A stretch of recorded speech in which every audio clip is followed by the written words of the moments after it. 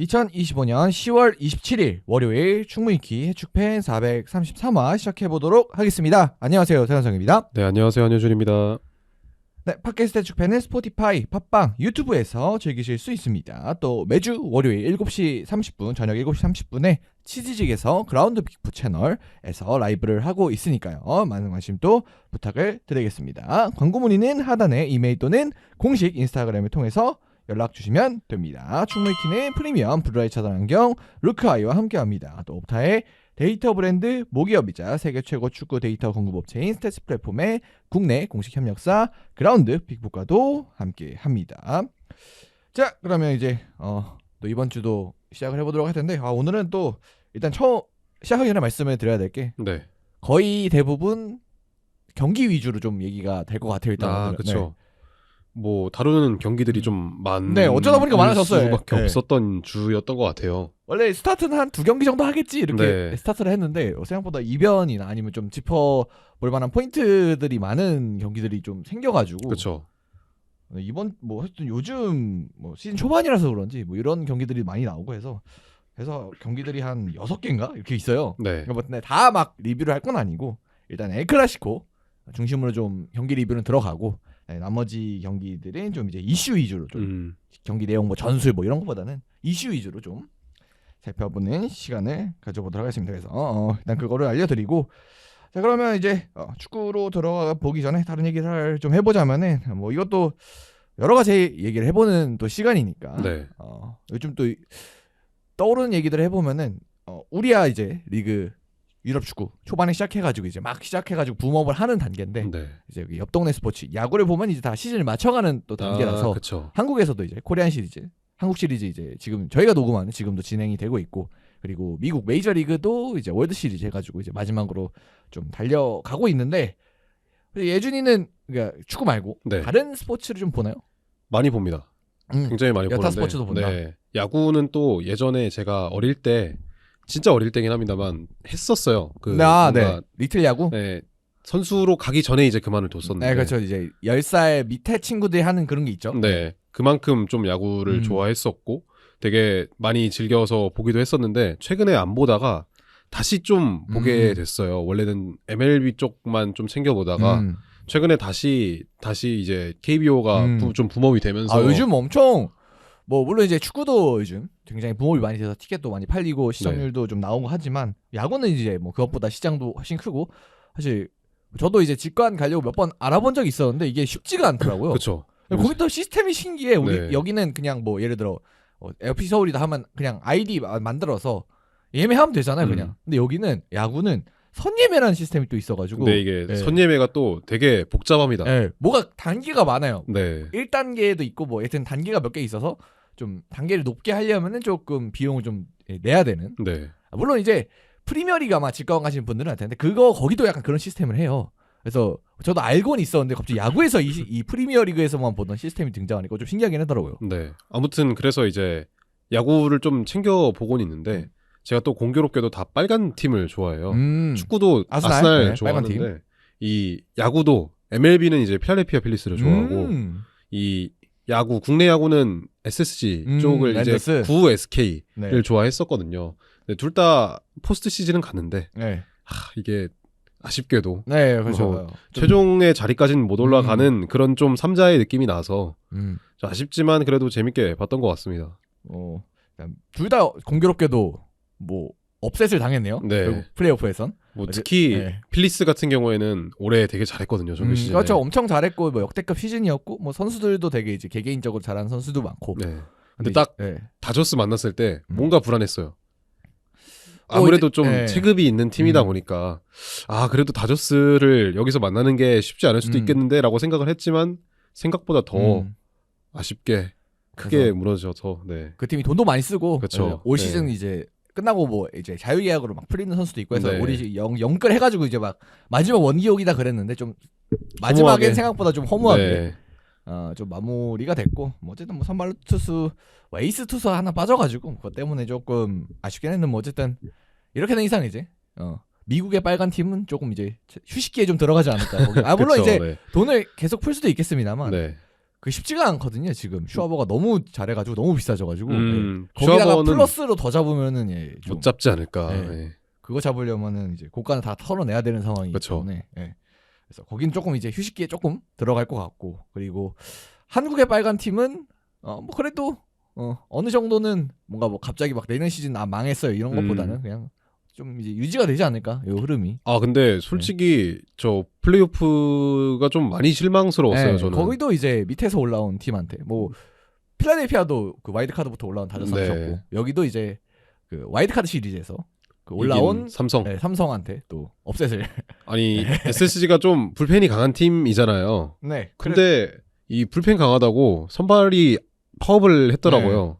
플레이오프에서는 그러다 보니까 좀 많이 질 수밖에 없는 그림이 그려졌었고 특히 또 타선도 되게 좀 부진하는 흐름이었다 보니까 어쩔 수 없이 질 수밖에 없지 않았나. 그래서 뭐 야구도 이제 축구와 다른 또 매력이 있고 특히 네. 이제 유럽 축구랑 비교를 해보면은 이 플레이오프라는 시스템이 가장 큰 또 차이지 않을까 싶고 저희가 손흥민 선수 얘기하면서 미국에는 축구에도 플레이오프가 있다 해가지고 이제 또 시작이 들어갔어요 MLS. 네. 이번 주부터 하죠. 네. 쭉 들어가고 손흥민 선수도 이제 이번 주 목요일에 1차전 이제 하기도 하고 그러는데 그래서 막 1차전, 2차전 있고 막 3차전 하고 이러니까 그래서 그런 이제 야구에서만 보던 걸 축구에서도 볼 수 있고 그래서 야구는 이제 그런 재미가 있는데 어쨌든 이거는 뭐 뭐라 그래 룰의 차이인데 뭐 이거는 호불호가 좀 있죠. 이 플레이오프라는 시스템 자체가. 너무 근데 야구 얘기만 한 것 같은데 혹시 다른 스포츠도 좋아하시는 거 있나요? 저는 뭐 많이 보죠. 뭐 일단 게임도 전 그 다음으로는 또 좋아하고 그리고 뭐 농구도 이제 NBA 정도는 좀 재밌게 보는 것 같아요. 저는 테니스도 좋아하거든요. 테니스가 이번에 제일 지금 지구에서 테니스 잘 치는 선수 2명을 꼽아라 하면은 이제 야닉 시너랑 카를로스 알카라스가 될 텐데 이 두 선수가 최근에 이번 주 그러니까 지난주죠. 내한에서 공연을 현대카드 쪽에서 초청을 했다고 슈퍼 매치를 한다고 확정이 났더라고요. 그러니까 뭐 예를 들면은 뭐 쿠팡 플레이 시리즈인데 이제 엘 클래시코가 성사된 그런 느낌인 그쵸, 거죠. 네. 지금 제일 잘하는 작년에도 그 4대 오픈이라고 하는 그 그랜드 슬램이 있어요. 거기에서 다 결승전에서 맞붙었을 만큼 두 선수의 지금 힘이 막강한데 이 두 선수의 매치를 한국에서 볼 수 있다. 아마 1월 중순쯤에 한다고 알려져 있는데 저도 한번 가서 볼까 지금 생각 중입니다. 그거는 솔직히 그러니까 테니스에 관심이 있는 분들이랑 무조건 이제 그렇죠. 뭐 예를 들면 진짜 메나르 전성기에 둘이 와서 맞붙는 그런 1대1 프리스타일로 하는 그런 느낌이다 보니까 그런 느낌이기 때문에 확실히 뭐 물론 이제 테니스가 옛날에 정말 잘 됐으면 뭐 나달과 페더러 이런 시절만큼의 파워를 요즘 갖고 있지는 않은 것 같은데 여러 가지 좀 분산이 되면서 그래도 테니스가 갖고 있는 전통적인 또 파워가 있어서 아마 한국에서 하게 되면 좀 그것도 붐업이 되지 않을까. 최근에 페더러도 한국 왔었잖아요. 네네. 그것도 되게 신기하더라고요. 그 막 김밥 싸고 그런 컨텐츠들이 나오는 거 요즘 보니까. 그러니까 뭐 스포츠를 약간 막론하고 축구도 쿠팡 플레이 시리즈가 많이 부르긴 하지만 많이 와요. 가수들도 그렇고. 그렇죠. 최근에는 또 트래비스 스캇 그리고 오아시스도 왔었고 되게 한국에 많이 오는 분위기여서 그러니까 확실히 그 우리나라에 뭐 당연히 우리가 원래도 문화적 파워가 강하긴 했지만 근데 요즘은 더 강해진 것 같아요. 그렇죠. 그러니까 우리가 당연히 이제 우리의 컨텐츠를 이제 해외 사람들이 많이 봐주는 그런 파워는 이제 원래부터 있었는데 근데 해외 사람들이 이제 한국에 와서 뭔가를 컨텐츠를 뭐 생산을 하기도 하고 아니면 뭐 내한에서 공연 같은 것도 많이 하고 그런 게 좀 늘어나다 보니까 우리 입장에서는 그러니까 볼거리도 좀 많이 늘어나. 사실 그거를 직접 보는 거는 저는 한 4, 5년 전까지만 해도 별 생각, 이렇게 할 수 있을까 한국에서 그런 생각 못 해봤거든요. 그렇죠. 근데 이제 요즘은 그러니까 분야를 막론하고 그런 게 많아진 것 같아요, 진짜. 그래서 축구하는 입장에서는 이제 쿠페 시리즈에서 사실 이런 게 다 연관이 어쨌든 되는 거니까 그래서 좀 더 파워가 좀 세지면 어떨까. 쿠페 시리즈가 이번에는 이제 손흥민 선수 또 스토리가 있어가지고 마지막 경기도 하고 그랬는데 사실 여타 이제 쭉쭉쭉쭉 시리즈가 이어오면서부터는 조금 이번이 살짝 이게 떨어지는 약간 이제 다른 파워 다른 팀들보다는 좀 파워가 좀 떨어지는 느낌이 좀 있었는데 그쵸. 그래도 다음에는 좀 파워 있는 팀이 좀 왔으면 어떨까. 물론 이제 뭐 바르셀로나가 이제 다른 쿠페 시리즈는 아니지만 다른 느낌으로 좀 오긴 했었는데 그래서 조금 더 뭔가 센 팀을 보고 싶다라는 욕심도 좀 생기는 것 같아요. 맨시도 왔었고 하다 혹시 보니까. 혹시 원하는 팀 있으신가요?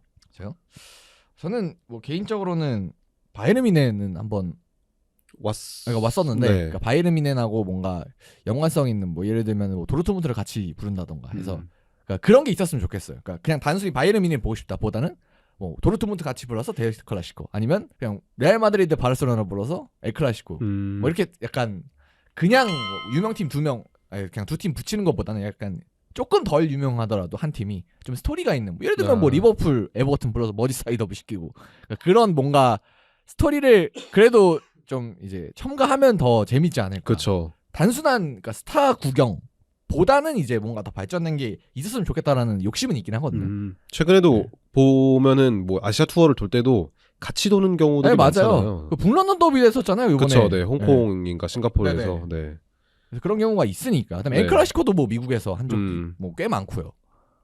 그래서 그런 식으로 뭔가 연결지어서 부르면 좀 그러니까 스토리를 뭔가 이렇게 해서 부르면은 조금 더 어쨌든 우리나라도 결국 그렇게 해외 축구를 보시는 분들 뭐 그냥 이렇게 보시는 분들도 있지만 결국 스포츠 스토리잖아요. 그렇죠. 네. 약간 뭐 프리시즌에 뭐 그런 라이벌리가 크진 않겠지만 그래도 이 매치업이 주는 그런 게 있으니까 그래서 그런 게 좀 있으면 좋지 않을까라는 생각도 해봤습니다.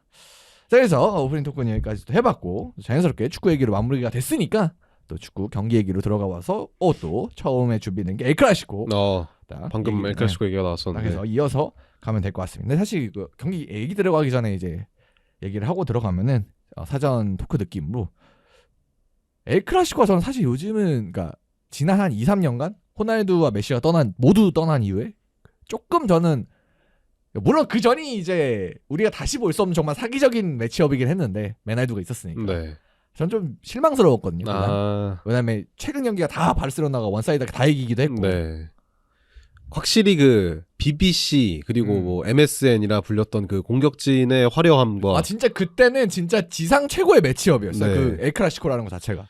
그런 이제 이름값으로만 볼 수도 있었던 그런 경기는 없었지만 저는 그래도 최근에 한지 플릭이 오고 나서는 되게 두 팀이 모두 경기할 때 오픈 게임처럼 풀어가는 모습들이 많았잖아요. 그리고 지난 시즌에는 뭐 벨링엄이 정말 말도 안 되는 활약을 보여주면서 뭐 이렇게 뜨거운 경기도 있었고. 네, 그리고 뭐 오바메양이 잘했었던 그 샤비 시절의 경기도 있었고 되게 재밌는 경기는 많았지만 이번만큼 뭔가 안팎에서 화제를 일으켰던 경기는 없었던 것 같긴 해요. 솔직히 메날두 시절보다 화제성은 좀 많이 떨어지고 저희도 뭐 엘클라시코를 해도 가끔 이제 그냥 심심하면 안 다루기도 하고 그러면서 확실히 관심도라는 게 좀 떨어졌으니 이번에는 뭐 경기도 물론 엄청 재미있었습니다만 경기 전부터 이 붕업을 시키는 게 물론 이제 그 인터뷰관에서는 뭐 비판적으로 보시는 분들이 많겠지만 저는 어느 정도 이런 게 필요하다고 생각해요. 이런 트래시 토크가. 그렇죠. 어쨌든 뭐 라민 야말이 이따 얘기는 하겠지만 이 발언 자체가 옳다고는 볼 수는 없겠지만 그렇죠. 이거 상대 완전 이제 무시하는 거니까.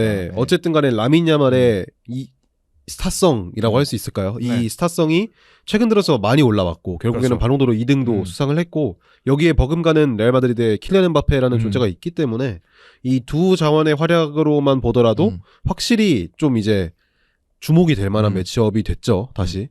그래서 이제 이 매치업의 기름을 약간 파이어의 기름을 부은 게 야말의 인터뷰였는데 그래서 인터뷰 얘기 먼저 하고 들어가면은 이제 피케가 요즘 킹스리그라는 또 사업을 하고 있고 거기 뭐 되게 신기해요 룰이 막 그래서 리그를 만들어서 뭐 축구를 하는데 뭐 풋살 기본적으로 풋살에다가 막 갑자기 뭐 구단주가 들어서 뭐 갑자기 페널티 차고 뭐 신기한 룰이 진짜 많아요. 그래서 뭐 어떤 상황에서는 뭐 선수가 어떻게 하여튼 뭐 룰이 되게 뭐 도전적인 룰이 되게 많더라고요. 그래서 뭐 그런 걸 하고 있는데 거기 이제 나와가지고 레알 마드리드 두고 불평꾼과 강도들이다.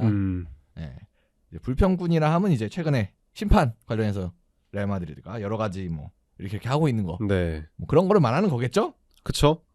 사실 그 행동 자체만 보더라도 좀 논란의 여지가 있긴 했잖아요.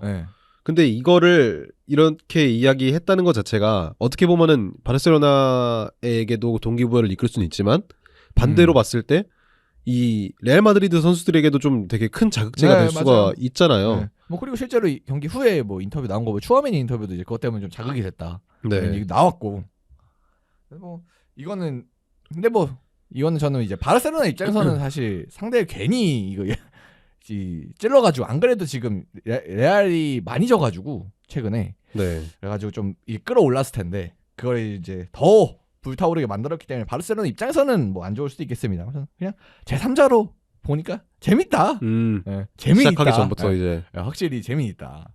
그리고 이제 라말의 인터뷰가 경기 내용적으로도 사실 뭐 중간에 두 팀이 마찰이 있었던 상황에서도 다 연결이 되죠. 네. 스토리가. 그래서 이런 게 스토리잖아요. 그렇죠. 경기 전에 인터뷰하고 경기장 안에서 파이어 되고 그다음에 경기 끝난 후에 딱 레알 마드리드 이기고 딱 이거에 대한 또 인터뷰를 하고 이런 게 또 스토리이기 때문에 저 이런 건 뭐 권장까지는 아니지만 좋다. 네. 그렇죠. 최근에 또 예를 들 수 있는 거는 뭐 혼란이 되겠죠. 예. 아스날과의 경기였던 걸로 기억을 하는데 그때 아르테타에게 뭐 겸손해라 너 이런 식으로 이야기를 했다가 그 다음에 이제 좀 역풍을 맞았죠. 네, 역풍을 맞았던 그런 경험이 있었는데 그런 것처럼 조금은 논란이 될 수도 있긴 하겠지만 어쨌든 스토리와 서사를 쌓아가는 것 자체가 스포츠에게는 좀 더 몰입이 될 수 있는 그런 측면이 있기 때문에 뭐 일단 보는 입장에서는 제3자는 재밌다. 다만 이제 바르셀로나 입장에서는 괜히 또 원정인데 괜히 상대를 결집시켜가지고 아마 경기 내용 뭐 물론 이제 이 경기 자체가 뭐 부상자 이런 문제 때문에 바르셀로나한테 애초에 불리한 매치업이긴 했습니다만 그래도 이제 상대의 경기력을 좀 더 업시켜주는데 한영향을 끼치지 않았나 이 정도면. 좀 그래서 조금 아쉬웠을 수도 있을 것 같아요. 그러니까 동기부여를 감독이 시켜야 되는 상대팀 선수가 해줬어요. 지금 딱 봤을 때 솔직히 경기 전에도 레알 마드리드가 이길 것이다라는 이야기가 훨씬 많았어요. 뭐 차포 떼고 하니까 바르셀로나가. 근데 지금 이렇게 레알 마드리드에게 좀 자극제가 될 만한 말을 했다는 것 자체가 이길 때 이제 입을 좀 놀려야 되는데. 그러니까 질 것 같은데 갑자기 입을 터니까 사람들이 쟤 왜 저러지? 근데 이제 또 실제로 경기에서 야말이 뭐 잘하지도 못했고 이런 연결되다 보니까 결국 이제 최근 상황은 야말이 좀 업보를 받고 있죠. 그렇죠. 그래서 근데 어쨌든 우리 제르는 제3자니까 재밌다. 이렇게 시작을 하겠습니다. 그래서 선발 라인업부터 보면은 일단은 뭐 레알 마드리드 쪽에는 이제 올 시즌 들어 좀 이제 변화가 확실히 좀 많고 알론소 감독이 오다 보니까 그래서 뭐 쿠르투아 골키퍼는 여전히 있지만 이제 왼쪽 풀백에 카라레스, 그다음에 중앙에 하위선, 그다음 밀리탕, 그리고 오른쪽 풀백에는 뭐 카르발이 계속해서 나왔었는데 이번 시즌은 발베르다가 뭐 지난 시즌에 이어서 계속해서 나오고 있습니다. 그리고 추아멘이 이제 미드필더 있고 그리고 그 위에 길레르와 카마빈가 그리고 측면에 뭐 그림상으로는 비니시우스, 벨링엄이 배치가 됐습니다만 뭐 들어가 보니까 카마빈가가 측면으로 좀 많이 가더라고요. 그리고 최전방에 음바페가 있었습니다. 뭐 센터백의 부상이 레알 마드리드로 많습니다. 일단 리디거와 알라바가 일단 부상으로 아예 제외가 되었고 이 라울 아센시오도 명단에는 있었을 거예요. 명단에 있었는데 그 부상이 조금 있다 보니까 출전을 하지 못했고 라이트백도 트렌트 알렉산더 아놀드랑 카르바알이 둘 다 핏이 아닙니다. 그래서 어쩔 수 없이 이제 또 발베르데가 내려갔고요.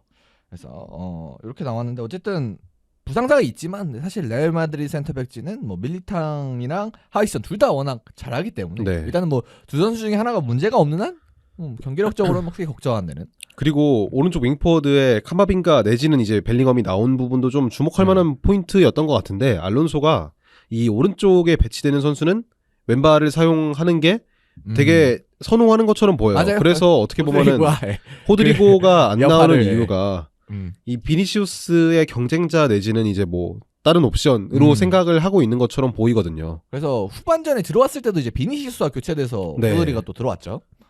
그래서 그런 면이 있는 것 같고 그래서 오른쪽에는 이제 카마빈가가 약간 뭐 베르나르도 실바 같이 활동을 하는 그런 느낌이 있었습니다. 그래서 좀 특이한 장면들이 나왔고 그리고 이제 반대쪽 바르셀로나 쪽으로 넘어가면 슈체스니 키퍼 또 이제 은퇴해서 복귀했는데 굉장히 잘하고 있습니다. 그리고 백포에 쿤데, 쿠바르시, 그다음에 가르시아 그리고 왼쪽에 발데 이렇게 나왔고요. 그다음에 미드필더에 페드리와 데용 그리고 2선에 페르민이죠. 페르민 로페즈 그리고 라민 야말 그리고 왼쪽에는 레시포드 그리고 최전방에는 페란 토레스 이렇게 나왔습니다. 확실히 부상자 때문에 많이 약해졌어요. 부상자를 읊어드리자면 레반도프스키, 하피냐, 올모, 가비에, 크리스텐센, 조한 가르시아, 테르슈테겐까지. 그러니까 지금 부상자가 1군에 있는 부상자가 너무 많아요. 그러다 보니까 나올 수 있는 자원은 한정적인데 바르셀로나 같은 경우에는 그래도 되게 타이트한 경기를 치르고 있고 국가대표에서도 되게 많은 경기를 소화하다 보니까 선수들이 전체적으로 좀 체력적인 이슈가 있다라고 보시면 될 것 같습니다. 특히 뭐 레반도프스키 하피냐가 없었으니까 공격의 두 옵션을 떼고 좀 야말한테 많은 하중이 가는 뭐 그런 선발 라인업이었고 그래서 야말이 좀 그러니까 무조건 이제 진짜 메시와 같은 역할을 해줬어야 되는 경기인데 그런 상황에서 이제 입도 털고 막 이러다 보니까 더 뭔가 야말이 주목을 받았던 경기였습니다. 그래서 한번 내용적으로 한번 들어가 보죠. 네, 내용적으로 들어가 보면은 일단 레알 마드리드가 이번 시즌에 가장 달라진 점이라고 한다면은 이 알론소 감독의 전방 압박이 될 거예요. 아무래도 안첼로티 같은 경우에는 이 압박 부분에 있어서 되게 지적을 많이 받았었고 특히 뭐 챔피언스 리그라든지 지난 시즌 뭐 리그 경기에서도 굉장히 좀 불성실한 압박을 보였던 음바페나 비니시우스 때문에 되게 많은 고통을 겪었었죠. 근데 이번 경기 같은 경우에는 레알 마드리드가 되게 강하게 전방 압박을 준비를 해왔습니다.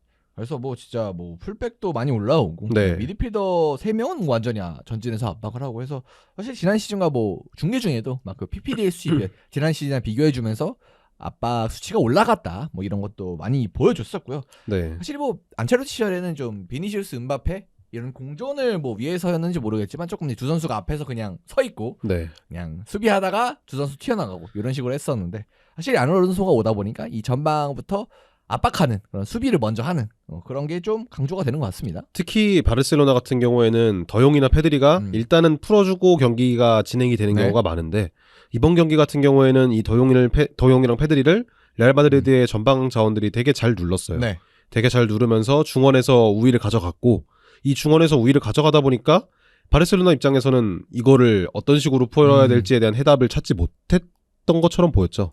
그리고 이 경기에는 또 레반도프스키도 없으니까 네. 또 그냥 공중볼을 방출했을 때 공을 다시 따낼 가능성도 뭐 적어지고 그렇죠. 뭐 그런 점도 있었고요. 이 공중 경합에 있어서도 페란 토레스가 뭐 밀리탕이나 하위성 같은 선수들에 비해서 공중 경합이 뭐 우월한 자원은 아니잖아요. 그렇기 때문에 롱킥 상황에서도 되게 아쉬운 모습이 나왔고 그러려면 이제 어떻게 보면은 이 수비진과 미드필더진 사이의 공간을 공략을 해야 됐었는데 이 부분 역시도 페르민 로페스가 잘했다고 보긴 어렵고 그렇죠. 이 선수가 이거에 특화되어 있는 선수도 아니잖아요. 아 그렇죠. 네.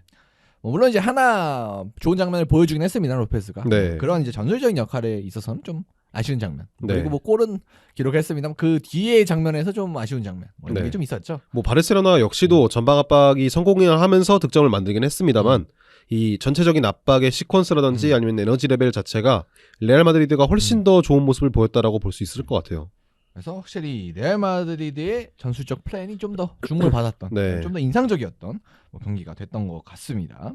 그래서 또 주목할 만한 부분을 찾아보면은 아무래도 앞서 계속 언급하고 있는 이 카마빙가랑 벨링엄의 동시 기용이 될 것 같은데 이 좌측이랑 우측의 공격이 모두 유효했어요. 이번 경기에서는 특히 이 카마빙가를 활용한 우측면 공격 역시도 이 발대의 아쉬운 수비 때문에라도 되게 주목이 많이 됐었고 그리고 또 주목이 됐던 거는 비니시우스의 드리블 돌파 능력이었던 것 같은데 이거는 그냥 1대1 공격이었는데 이거를 그냥 완전히 굳이 쿤데도 거의 최고 수준의 그쵸. 풀백인데 그거를 좀 완전히 녹여내는 장면들도 많이 나왔어요. 야말이 어떻게 보면은 수비 가담을 적극적으로 가져가는 윙포워드는 아니다 보니까 그렇죠. 네. 순간적으로 비니시우스랑 쿤데가 1대1이 되는 상황이 많았어요. 근데 이때 비니시우스가 한창 잘할 때 그 비니시우스 느낌을 내주면서 결국에는 이 바르셀로나 수비진의 균열을 만들었다라고 볼 수 있었습니다. 그리고 여기서 또 비니시우스가 연결되고 득점까지도 나왔으니까 확실히 이제 비니시우스는 이번 경기에서 큰 역할을 했다. 뭐 이렇게 봐야 될 것 같고 그리고 오른쪽도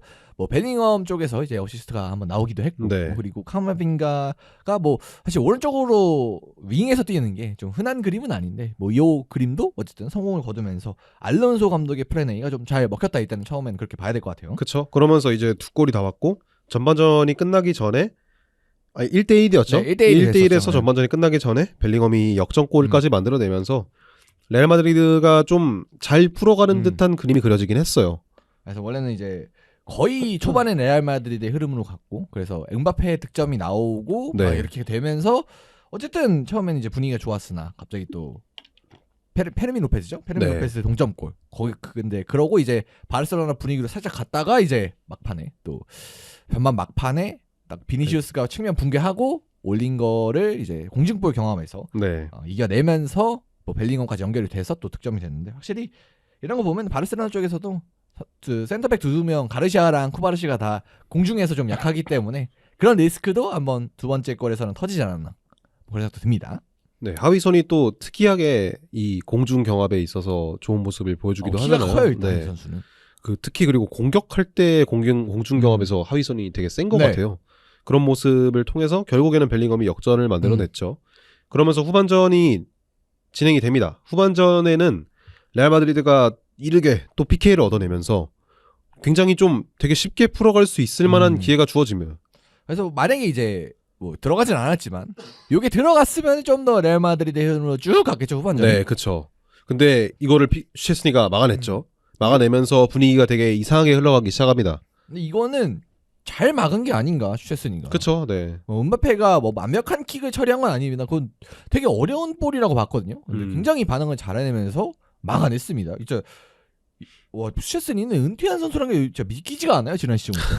그리고 지금 이번 시즌도 사실은 서드 내지는 세컨 골키퍼라고 볼 수 있었던 상황이었는데 네. 사실은 세컨 골키퍼에 조금 더 가까웠죠. 근데 지금 조한 가르시아가 다친 상황에서도 꽤 좋은 모습을 계속해서 보여주고 있다는 것 자체가 굉장히 좀 놀라운 부분이죠. 뭐 비단 또 이 PK뿐만 아니라 이 경기 내내 선방을 너무 많이 보여줬어요, 슈체스니가. 그래서 슈체스니가 아마 아니었으면 진짜 한 두세 골은 더 나올 수도 있었던 레알 쪽에서 그런 정도의 활약이었기 때문에 확실히 골키퍼 대결만큼은 레알의 쿠르투아에 밀리지 않았다 전혀. 네. 오히려 앞선 부분이 있었다. 뭐 이렇게까지 봐야 될 것 같습니다. 이 득점이 실패가 되면서 결국에는 레알 마드리드가 리드를 잡을 수 있는 흐름을 놓쳤고 여기다가 비니시우스가 후반전에 좀 나갔죠. 77분경에 생각보다 이르게 나갔죠. 네, 어떻게 보면은 아예 막판에 이제 교체를 통해서 뭔가 체력적인 관리보다는 그냥 빼주고 전술적 선택이라고 봐야죠. 네, 전술적인 선택을 할 줄 알았는데 그거보다는 이르게 빼면서 비니시우스가 되게 불만을 가지면서 나갔잖아요. 네, 뭐 그래서 라커룸으로 바로 들어가길래 혹시 이제 몇몇 선수들이 했었던 바로 이제 퇴근하는 그런 거였나 싶었는데 뭐 어쨌든 뭐 화장실을 갔는지 어쨌든 갔다가 다시 왔어요, 벤치에는. 네. 그래서 굉장히 불만을 표출했지만 일단 뭐 벤치에도 앉았고 그다음에 끝나고 선수들이랑 같이 승리를 같이 축하하기도 했고 해서 일단은 별 문제 없어 보이는데 일단 마음의 내상은 좀 있지 않을까. 비니시우스 개인 선수의 입장에서는. 그렇죠. 그러고 이제 비니시우스가 나가면서 쿤데가 조금씩 올라오기 시작합니다. 쿤데가 조금씩 올라오면서 기회를 잡았고 그 맨 마지막에 되게 결정적인 기회가 있었잖아요. 쿤데에게. 다만 이제 바르셀로나가 이 분위기에서 득점을 만들어내지 못하면서 결국에는 레알 마드리드가 리드를 지켜냈다. 그리고 승점 3점을 가져오게 되었다라고 정리를 할 수가 있을 것 같아요.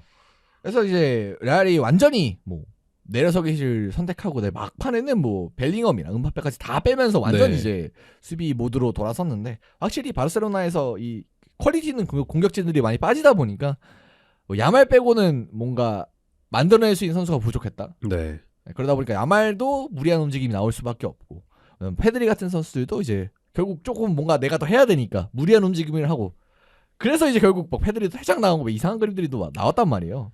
일단은 알론소 감독의 교체술 자체는 결과적으로는 칭찬을 받아야 되는 것 같죠. 완전히 이제 잠그는 선택을 했으니까 좀 일찍. 네. 어떻게 보면은 이런 결정을 가져가도 될까? 그리고 이제 바르셀로나가 되게 분위기상으로 좋았기 때문에 이렇게 해서 버틸 수 있을까라는 생각이 들었지만 결국에는 승점을 지켜냈기 때문에 그런 부분에 있어서 긍정적인 모습이 나올 수 있을 것 같고 바르셀로나 같은 경우에는 반대로 이제 페드리가 맨 마지막에 퇴장을 당하면서 이제 다음 경기에 나오지 못하게 됐죠. 이러면은 굉장히 좀 큰 타격이 될 거예요. 바르셀로나는 어쨌든 페드리가 모든 경기에 나와야 이제 이 경기를 풀어갈 수 있을 정도의 페드리의 영향력이 크기 때문에 다음 경기가 아마 엘체로 기억을 해요. 엘체 같은 경우에도 초반에 흐름이 되게 좋았던 만큼 무시할 수 없는 팀이잖아요. 그런 부분을 감안했을 때 페드리의 퇴장이 생각보다 더 크게 작용할 수도 있겠다라고 볼 수 있을 것 같습니다. 그래서 이 경기는 어쨌든 뭐 엘클라시코니까 거의 6점짜리 경기에서 졌고 그다음에 거기에 더해서 이제 그러면 이제 나머지 경기를 다 잡아야 되는 그 정도의 부담을 느껴야 되는 상황들인데 리그 전체적으로 보자면은 그런 상황에서 이제 페드리까지 빠졌으니까 다음 경기에 가는 하중이 좀 더 늘어나겠죠. 주중에 챔피언스리그도 있고. 그래서 뭐 이 약간 스노우볼이 어떻게 굴러갈지 이건 진짜 예를 들어 뭐 바르셀로나가 다음 경기도 미끄러진다. 그러면은 사실 리그 우승에 상당히 악영향이라서 거의 두 경기를 동시에 날리는 게 될 수도 있거든요. 이미 이제 효과가. 이번 경기를 패배하면서 레알 마드리드와의 격차가 5점이 됐죠. 레알 마드리드는 이번 시즌에 그 아틀레티코 마드리드에게 진 경기를 제외하면 모든 경기 지금 전승을 기록하고 있어요. 그래서 그렇기 때문에 바르셀로나 입장에서 쫓아가는 입장에서 가면 갈수록 좀 부담이 커질 텐데 과연 요 퇴장이나 아니면 요 경기가 가져올 변수가 어떨지 좀 끝까지 지켜봐야 될 것 같고 그리고 이제 알론소 얘기를 해보면 확실히 시즌 초반 그 클럽 월드컵부터 해서 팀을 쭉 이끌고 있는데 확실히 다른 모습을 보여주고 있어요. 그렇죠. 네, 달라요 이 사람은 진짜. 안첼로티와는 확실히 좀 다른 모습이 계속해서 나오고 있고 결국에는 큰 경기에서의 활약이 중요하다라고 언급하시는 팬분들도 많았을 것 같은데 첫 엘클라시코에서 승리를 거뒀다라는 것만 보더라도 일단은 합격점을 줘야 되지 않나라고 생각을 합니다. 또 계속해서 말씀드렸지만 최근에 바르셀로나가 계속 이기고 있던 상황에서 이제 분위기를 반전을 시킨 거니까 그 점에는 합격점을 또 줘야 될 것 같고 그리고 큰 경기 운영, 그러니까 정말 인터뷰에서도 이 경기는 진짜 결과가 중요하다 이렇게 말을 한 거와 같이 좀 알론소의 뭔가 이미지와는 다른 갑자기 공격수 다 빼고 수비 이렇게까지 보여주면서 뭔가 필요할 때는 토너먼트 단계에서 이런 좀 어쨌든 보수적인 운영도 할 수 있는 감독이다. 그쵸. 이런 것도 보여줬으니까 확실히 레알 팬분들 입장에서 상당히 만족스러운 경기가 아닐까. 맞습니다. 이렇게 생각이 듭니다. 바르셀로나 이야기하고 마무리를 하면은 어쨌든 뭐 바르셀로나는 상황상 쉽지 않았고 이 정도면 좀 선전하지 않았나. 그러니까 경기만 보면은 아쉬웠다라고 정리할 수 있을 것 같은데 어쨌든 바르셀로나는 이번 경기도 중요하지만 이번 경기는 끝났잖아요. 그러면 이제 다음 경기가 더 중요할 것 같아요. 바르셀로나 입장에서는 빠르게 이제 좀 가진 상처를 극복하고 회복하면서 다음 경기에서 이제 다시 승리 분위기로 전환을 해야 되는데 그런 상황에서 페드리가 퇴장당했다는 부분은 그렇죠. 굉장히 좀 크게 작용을 할 수 있겠죠. 그래서 바르셀로나 입장에서는 이제 다음 엘체전부터 해가지고 또 승리의 모멘텀을 만들어내는 게 중요할 것 같고 그래서 요 경기의 딱 결과는 시즌 끝날 때 딱 리그 순위 놓고 봐야지 좀 평가가 되지 않을까. 그쵸. 또 바르셀로나 홈에 들어가서 또 경기가 하나 남아 있으니까. 그렇죠. 또 다음 경기도 재밌지 않을까. 또 이제 한번 이 야말 때문에 한번 붙었으니까 아마 이제 다음에 붙을 때는 또 새로운 이어지는 서사가. 이야기가 또 있을 거거든요. 네, 그래서 그런 점이 또 다음 엘클라시코도 내년에 있을 정말 재밌지 않을까. 그래서 좀 기대가 되는 오랜만에 엘클라시코 정말 재밌게 봤고 혹시 안 보신 분들이 있다면 진짜 그냥 결과를 알고 다시 봐도 좀 재밌을 경기지 않나. 그렇죠. 네. 그래서 그 정도로 재밌으니까 어쨌든 하이라이트를 꼭 보시면 정말 재밌을 것 같습니다. 자, 그러면 엘클라시코 얘기는 여기까지 정리를 해보고요. 이제 프리미어리그 얘기로 한번 넘어가 보겠습니다. 그래서 프리미어리그 하면 최근에 저희가 또 약간 네거티브 이슈 망하는 팀들을 많이 다뤘기 때문에 일단 좀 좋은 얘기부터 하고 들어가겠습니다. 근데 이번 라운드에 좀 부정적인 소식들이 많았어요. 그래서 그 속에서도 좀 빛났던 경기들이 많았는데 일단은 그래도 긍정적인 소식이 하나 있습니다. 그래서 맨유가 이번에 또 브라이튼 잡아내면서 4위에 일단 등극을 했습니다. 지금은 6등이죠. 아, 그렇죠. 이 당시 이제 이겼을 당시 4위가 딱 됐고 뭐 이제 경기가 지나면서 지금은 6등이 됐는데 이제 4위를 한번 찍어봤다. 이게 좀 큰 의미가 있는 얘기인 것 같고 어쨌든 리그 연승이 원래는 이제 아모린 감독이 2연승도 없는 그런 참담한 성적이었는데 이 경기를 통해서 3연승까지 성공을 하게 됐어요. 네, 리그 3연승에 성공을 했고 브라이튼에게 기록했던 3연패도 탈출을 했습니다. 이 부분이 굉장히 좀 크게 작용을 할 것 같죠? 그래서 뭐 경기 저희가 스탯을 일단 보여드리는데 뭐 쉬운 경기는 아니었지만 어쨌든 좋은 또 공격에서의 결정력을 또 보여주면서 또 맨유가 승리를 가져오게 됐고 확실히 아모린 감독의 플랜이 조금씩 이제 맞아 들어가고 있다고 봐도 될까요? 네, 정확하게 보면은 그 앞선 기록부터 다시 정정을 해드리면 올드 트래포드에서 브라이튼에게 3연패였어요. 네, 홈에서만. 네, 이게 사실은 말이 안 되는 기록이잖아요. 그렇죠. 맨유라는 팀의 위상을 생각해보면은 사실 뭐 리버풀 같은 팀한테 3연패했어도 이건 큰 문제인데 브라이튼이면 또 어감이 다르니까. 어쨌든 안필드, 올드 트래포드 이렇게 상징적인 경기장에서 엄청난 홈의 분위기 속에서도 3연패를 기록했다는 것 자체가 굉장히 좀 굴욕적인 기록이었는데 어쨌든 이 흐름을 끌어냈다. 그리고 리그에서 첫 3연승을 만들어냈다라는 부분 자체도 굉장히 맨유에겐 기분 좋을 수밖에 없죠. 그래서 뭐 맨유가 좋아진 포인트들을 좀 몇 개 살펴보겠습니다. 일단은 뭐 맨유의 이 3-4-2를 하면은 가장 문제가 됐던 게 중원의 숫자가 너무 부족하다. 뭐 공수에 상관없이 중원에서 숫자가 부족하다 보니까 밀린다. 수비할 때도 중원에 없고 공격할 때 중원에 없고 해서 중원 어떻게 할 거냐 했는데 좀 그래도 해결책을 찾은 것 같아요. 네, 최근에 맨체스터 유나이티드의 경기를 보시면 특히 이번 경기 같은 경우에는 전방 압박을 되게 강하게 가져가면서 맨유가 재미를 봤어요. 이 부분에서 가장 재미있었던 부분은 이 센터백들의 전진이었던 것 같아요. 원래는 아모림이 센터백들을 거의 전진시키지 않고 네. 그냥 5명의 선수로만 전방 압박을 하다 보니까 중원에서의 문제점이 드러났단 말이에요. 완벽한 공수 분리가 일어났었죠. 네, 근데 이번 경기 같은 경우에는 뭐 루크쇼, 요로, 더레이트 같은 자원들이 자신이 마크맨이 있으면 이 마크맨이 내려왔을 때 같이 따라가서 올라와 주면서 이 선수의 등 도는 동작을 방해해 줬거든요. 이런 부분들이 굉장히 좀 크게 작용을 했고, 특히 루크쇼가 이 공격형 미드필더 조르지뉴 리터의 마크맨이었어요. 이번 경기에서. 리터가 이때 공을 잡고 돌아설 때 되게 잘 막아냈고 되게 잘 끊어내면서 곧바로 맨체스터 유나이티드가 역습을 할 수 있게 만들어줬다라는 부분이 굉장히 크게 작용을 했던 것 같습니다. 그래서 수비 일단은 맨유가 1차적으로 전방 압박을 하고 수비를 성공시키는 데 있어서 앞서면 수비를 성공시키는 게 좀 이번 경기 인상적이었고, 네. 확실히 뭐 브라이턴에서 이제 한 축인 미토마가 이번 경기 없었어가지고 뭐 그런 효과도 좀 있을 거고 뭐 그렇습니다. 네, 뭐 미토마의 활약이 최근에 그렇게 썩 좋진 않았습니다만 어쨌든 간에 공백 자체는 느껴졌을 것 같고요. 브라이튼이 전체적으로 중앙에서 상대를 끌어당긴 다음에 측면으로 뿌리는 플레이를 많이 해요. 네. 되게 다이렉트하게 경기를 하는 것 자체는 맨체스터 유나이티드와 비슷하다고 볼 수가 있는데, 이번 경기에서는 중앙에서 상대를 끌어당길 때 나오는 턴오버 및 변수를 전혀 제어하지 못했습니다. 그러다 보니까 턴오버가 계속 나오고 수비로 전환되는 과정이 많았는데, 이거를 맨체스터 유나이티드가 놓칠 수가 없죠. 맨체스터 유나이티드의 공격진인 은베모, 쿠냐, 세슈코, 뭐 브루노 이런 자원들이 이 전환 과정에서 굉장히 좋은 모습을 보여주다 보니까 확실하게 전반부터 강하게 분위기를 잡았던 맨유였습니다. 뭐 그리고 이제 이번 경기에서는 또 쿠냐가 또 골을 기록해서 줬기 때문에 네. 지금까지 뭐 개인 활약 자체는 좋았지만 그냥 득점이 이번에 나왔으니까 앞으로 좀 더 포인트는 많이 나오지 않을까, 쿠냐 쪽에서 더. 원래 그 0골 0도움 네. 그 딱 기록 단이었는데 이번 경기에서 탈출했어요. 확실하게 네. 멋진 데뷔골을 장식시키면서 이제 분위기를 반전시킬 수 있을 수밖에 없는 그런 상황이 돼버렸죠.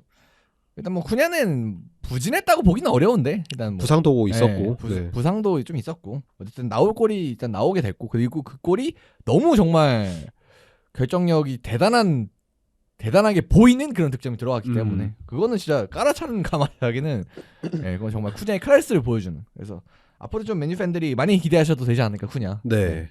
그래서 비슷한 상황에서 계속해서 득점이 나옵니다. 카세미로 같은 경우도 비슷했고, 은베보 같은 경우에도 상대 수비진이 완전히 이제 자리 잡지 않은 상황에서 득점이 만들어지다 보니까 맨유가 3대0 거의 승기 분위기를 잡아요. 그런 상황에서 이제 조금은 이르게 교체를 하죠. 뭐 에이든 헤번이라든지 뭐 도르구, 정리하는 거죠, 경기. 네, 뭐 아이누 이런 자원들이 나오면서 그래도 경기 좀 빨리 끝내려나 보다라고 생각을 했는데 막판에 좀 변수가 있었어요. 네. 여기서가 살짝 아쉬웠죠. 맨유 입장에서는 후반전에 교체 자원들이 나오면서 이 자원들의 활약이 너무 좋지 못했습니다. 뭐 득점을 세면서 이제 세트피스로 나와가지고 네. 뭐 프리킥도 있었고 코너킥 상황이었나요? 그렇죠. 거기서도 하는 골 먹혀가지고 막판에 갑자기 재밌게 됐어요, 경기가. 네, 뭐 웰백의 프리킥 골도 되게 그거는 와 좋았고, 네. 그리고 코너킥에서 코스틀라스의 데뷔골까지 나오면서 3대2가 되니까 사실 이제 모르잖아요. 3대2는 그렇죠. 한 골 차가 되면서 뭔가 불안한 분위기가 형성이 됐었는데 결국에는 마지막에 은베모가 해결을 해주면서 맨체스터 유나이티드가 승점 3점을 가져오게 되었다. 그래서 저는 뭐 이번 경기 쭉 보면서 느낀 거는 뭐 당연히 쉬운 경기는 아니었지만 그래도 맨유가 이 아모림의 플랜대로 뭔가 플랜이 맞아 떨어지는 3-4-2 딱 쓰고 아모림의 전술을 써서 나와야 되는 장면들이 좀 나왔다는 게 좀 긍정적이지 않을까 싶어요. 네. 그리고 특히 저는 그 마지막 골이 뭔가 맨체스터 유나이티드가 확실히 분위기를 탔다라는 장면을 되게 대변해주는 듯 보였어요. 어쨌든 되게 불안불안하게 끝났으면 조금은 찝찝하게 3연승이다 이렇게 했을 텐데 3대2로 끝났으면 진짜 좀 찝찝했겠죠. 네, 브라이언 은베모가 완벽한 득점을 만들어내면서 그때 그 브루노의 흘려주는 판단이 좀 말도 안 되거든요. 그러니까 미리 보고 있었다는 얘기잖아요. 네, 그 좀 저도 처음에는 그냥 못 잡은 줄 알았어요. 네. 근데 다시 돌려보니까 그 의도를 가지고 흘린 듯한 모습이 나오더라고요. 은베모 역시도 어떻게 보면은 시즌 초반에 활약이 그렇게 좋지는 못하다라고 볼 수가 있었는데 이번 경기에서 멀티골을 기록을 하면서 되게 분위기를 탔죠. 그래서 확실히 이 쿠냐 은베모와는 진짜 압도적인 쌍도마차가 있으니까 네. 사실 아모림의 전술에서 필요한 딱 그 쌍도마차가 있어서 아마 요 시스템이 잘 앞으로도 적용이 된다면은 어느 정도 성적은 무조건 내지 않을까. 그렇죠. 네. 네. 그래서 진짜 쿠냐 은베모가 이번에 진짜 잘 데려온 것 같아요. 그래서 두 선수가 확실히 클래스가 있다라는 거를 좀 증명하지 않았나 이번 경기에서. 특히 맨체스터 유나이티드가 시즌 초반에 좋지 못한 분위기일 때도 이 두 선수를 비롯한 공격적인 수치 자체는 좋았어요. 아, 맞아요. 그래서 초반에 이제 XG 자체는 리버풀이었나 맨유가 되게 높다. 뭐 이런 수치도 나왔었고요. 근데 결국에 이렇게 분위기를 타는 거 보니까 수치는 거짓말을 하지 않는다라는 부분을 좀 다시금 확인할 수 있지 않았나 지난 시즌에 조금 맨유가 거짓말을 하긴 했거든요. 수치들이. 근데 그 거짓말을 한 친구들이 다 나갔잖아요. 그렇죠. 다 갔죠. 아, 물론 그 친구도 나름의 이제 활약을 또 하고 있습니다. 거기서도. 어쨌든 맞지 않는 친구들이 나갔고 새로운 이제 은베모 쿠냐 같은 자원들이 들어오다 보니까 이 자원들이 확실히 빛날 수 있는 환경이 만들어졌고 결국에는 수치는 거짓말을 하지 않았다. 그래서 이번 이제 이 경기와 같은 그런 모습들이 계속 가면은 뭐 또 맨유도 뭐 초반의 걱정과는 다르게 앞으로 뭐 상승세까지는 모르겠지만 어쨌든 이 정도는 쭉 유지하지 않을까. 그래서 확실히 맨유 팬분들한테는 좀 많이 긍정적인 경기가 될 것 같고, 좀 앞으로 좀 기대를 하셔도 될 것 같아요. 그리고 앞으로는 이제 어쨌든 리그만 보면 장점이니까 다른 대회를 또 못하기 때문에 맨유가 또 이게 좀 살짝 시비처럼 들릴 수도 있지만 리그컵도 없잖아요. 그러니까 아예 없어요. 그래서 리그만 딱 일주일에 한 번씩 집중할 수가 있기 때문에 또 맨유가 어쩌다 보니까 뎁스도 되게 좀 얇아요 지금. 예를 들어 쿠냐, 은베모 하나만 빠져도 조금 마운트를 제외하면 아슬아슬한데 근데 다행히도 다른 경기 없기 때문에 그냥 쿠냐, 은베모 계속 써도 돼요. 그냥 계속 선발 90분 계속 써도 되니까 이제가 좀 중요할 것처럼 보이죠. 이 분위기를 계속해서 유지할 수만 있다면 저는 뭐 충분히 챔피언스리그권도 노릴 수 있는 상황이 돼버렸으니까 된다고 봐야 되니까 별 일이 없다면은. 그래서 5등 안에는 뭐 이 정도 계속 유지해주면 충분히 갈 수 있지 않을까. 아무래도 이 리그 레이스에 있어서 가장 중요한 게 이 11월 A매치 기간 끝나고 나서 이 3월 A매치 기간까지의 이 과정일 것 같은데 그다음에 뭐 챔피언스리그 토너먼트 들어가고 이때죠. 이 전에 지금 분위기를 타놨기 때문에 맨체스터 유나이티드의 행보가 좀 기대가 된다라고 정리할 수 있을 것 같습니다. 그래서 이제 비행기는 떴고 이걸 얼마나 이제 잘 채공 시간을 유지하냐. 그게 중요할 것 같습니다. 그래서 맨유 팬분들이 좀 오랜만에 좀 일어서시기 바랍니다.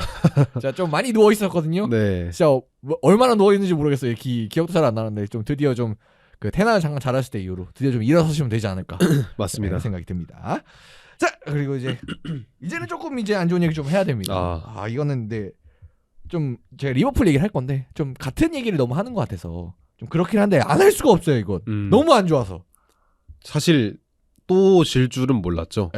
저 물론 이제 저는 주중에 챔피언스리그 있잖아요. 거기는 또 이겼단 말이에요. 시원하게 이겼단 말이에요. 그래서 되는구나. 나름의 좀 라인업 변화도 있었고 그래서 이렇게 좀 변화를 가면은 리버풀이 이제 체급이 있으니까 일단 무조건 되겠다 했는데 이 체급을 뛰어넘는 뭐라 그래야 될까, 이 체급차를 뛰어넘는 경기 결과가 계속 나오고 있거든요. 어찌되었든 간에 프랑크푸르트 원정에서 확실한 승리를 거두었잖아요. 근데 어쨌든 프랑크푸르트라는 팀 자체는 분데스리가 팀인 만큼 되게 좀 나와서 수비하는 경향이 있단 말이에요. 득점들도 비슷한 장면들에서 나왔고, 근데 이번 브렌트포드 같은 경우에는 최근에 트렌드를 거의 주도하고 있는 팀인 만큼 되게 실리적으로 승리를 위해서 막 롱스로인 던지고 막 되게 피지컬적으로 하고 이런 느낌이 강하잖아요. 리버풀이 이런 팀들을 상대로 지금 전혀 해답을 찾지 못하고 있다라는 부분이 계속해서 드러나고 있는 상황이잖아요. 그래서 뭐 이 경기 이제 스탯 저희가 처음 보여드리고 있는데 브랜트포드도 확실히 그냥 수비만 한 게 아니고 공격 장면 너무 많이 나와. 그렇죠. 득점도 많이 했고. 근데 이제 이 득점의 출발점이 되게 저는 중요할 것 같은데 이 롱스로인으로 굉장히 브랜트포드가 빠르게 득점을 하면서 경기 내용이 좀 예상과는 많이 다르게 갔어요. 처음부터. 뭐 가요대의 지금 활약이 굉장할 정도로 오히려 뭐 발도 발이지만 이게 팔이 이 선수가 왜냐면 브랜트포드가 이거 보고 내려왔나 할 정도로 왼쪽 오른쪽에서 다 그냥 스로인이 되게 뭐 멀리 가는 것도 멀리 가는 건데 이게 구질이라고 해야 되나? 빠르게 가니까 거의 옛날에 로리델랍을 보는 것처럼 뭐 그 정도는 아닐지 몰라도 어쨌든 그에 준하는 진짜 파워가 나오고 있어요. 스로인이 정말 파괴력이 있습니다. 그렇죠. 던지는데. 근데 이런 팀과의 경기에서 브렌트포드가 리버풀과의 경기에서 선제골을 넣고 시작을 하면은 너무 좋은 흐름이 그려지잖아요. 뭐 그러면 이제 뒤 그림은 이제 예상이 되죠. 잠그고 아무것도 안 하고 수비하고 역습하고 그래서 그런 그림들이 브랜트포드의 흐름대로 나왔었고 그래서 확실히 이번 경기에서는 브랜트포드가 세트피스, 공중볼, 그다음에 스로인이 또 그중에 중요한 역할을 했었고 스로인을 보시면 되게 많이 갑니다. 롱스로인 지금 그림을 제가 띄워드리고 있는데 굉장히 많이 박스 안으로도 많이 가고 그리고 워낙 이제 박스 안으로 많이 던지다 보니까 선수들이 이제 다 막 뒤로 가 있으면 네. 역으로 이제 짧게 던지고 플레이하기도 하고. 이번 시즌을 어떻게 보면은 미리 대변하는 단어를 2개 정도 정해야 된다라고 하면 세트피스랑 스로인이 될 것 같아요. 근데 사실 그러니까 스로인도 결국 일환이잖아요. 그렇죠, 네. 네. 거의 상황에서 하는 거니까. 세트피스처럼 네. 활용이 되고 있으니까. 브렌트포드 같은 경우에는 이 스로인을 되게 적극적으로 활용하는 팀이고 브렌트포드라는 팀 자체가 굉장히 좀 데이터적으로 많이 분석이 되고 있는 팀이고 옛날부터 유명하죠. 네. 그러면서도 특히 이 세트피스에서 강점을 보이는 팀이잖아요. 네. 그리고 지난 시즌에는 또 특이하게 킥오프 루틴으로 되게 주목을 많이 받았었어요. 네. 저희가 한번 다뤄드리기도 했었죠. 네, 이런 부분을 생각을 해보면은 확실히 이렇게 막 지공이니 뭐 속공이니 이런 상황보다도 이 뭔가 부분적인 상황에서의 브렌트포드의 이런 노력이 되게 트렌드를 이끌고 있지 않나. 지금 세트피스 코치에 있는 자원들, 뭐 빅클럽에 있는 뭐 예를 들어서 아스날의 니콜라스 조버라든지 네. 이런 맨시티의 코치라든지 이런 분들도 다 브렌트포드 출신이에요. 그만큼 브렌트포드가 이런 데드볼이라든지 뭔가 축구 외적인 부분이라고 해야 될까요? 외적인 부분은 아니지만 그 공을 잡고 있지 않은 상황에서의 흐름을 굉장히 주도하고 있지 않나라는 생각이 듭니다. 요즘은 롱스로인을 그러니까 그냥 리그 전반적으로 많이 시도해요. 뭐 네. 당연히 뭐 브렌트포드 같은 상대적 약팀들도 시도하고 뭐 아스날 같은 강팀들도 필요할 때는 한단 말이에요. 네. 이번 라운드가 특히 더 많았던 것 같아요. 토트넘도 롱스로인을 적극적으로 활용했었고 거기도 이제 브렌트포드 출신인 네, 토마스 프랭크가 감독이고요. 갔으니까. 네. 뭐 첼시도 썬더랜드 이따 얘기를 하겠지만 썬더랜드가 롱스로인을 통해서 득점을 만들어내면서 경기를 되게 어렵게 풀어갔었고요. 그런 부분들을 생각을 해보면은 특히 롱스로인이 이번 시즌에는 트렌드 중에 하나가 된 것 같아요. 그래서 또 놀라운 스탯이 일단은 스로인에 관한 스탯인데요. 요걸 보시면은 딱 보이는 게 뭐 성공률은 중요하진 않고 네. 오른쪽으로 가시면 이제 스로인당 득점 스탯이 나옵니다. 한 3년 전으로 가면은 그냥 이거 거의 없다고 보면 돼요. 그쵸, 네. 네. 그래서 0.00005 이렇게 소수점 뭐 4자리까지 가는데 그래서 거의 없단 말이에요. 근데 갑자기 지난 시즌부터 0.001을 돌파하더니 뭐 이번 시즌은 모수가 좀 작긴 합니다만 0.002까지 올라갔단 말이에요. 여기 이제 100번 던지면 2번쯤 되는 2-3번 되는 거예요, 지금.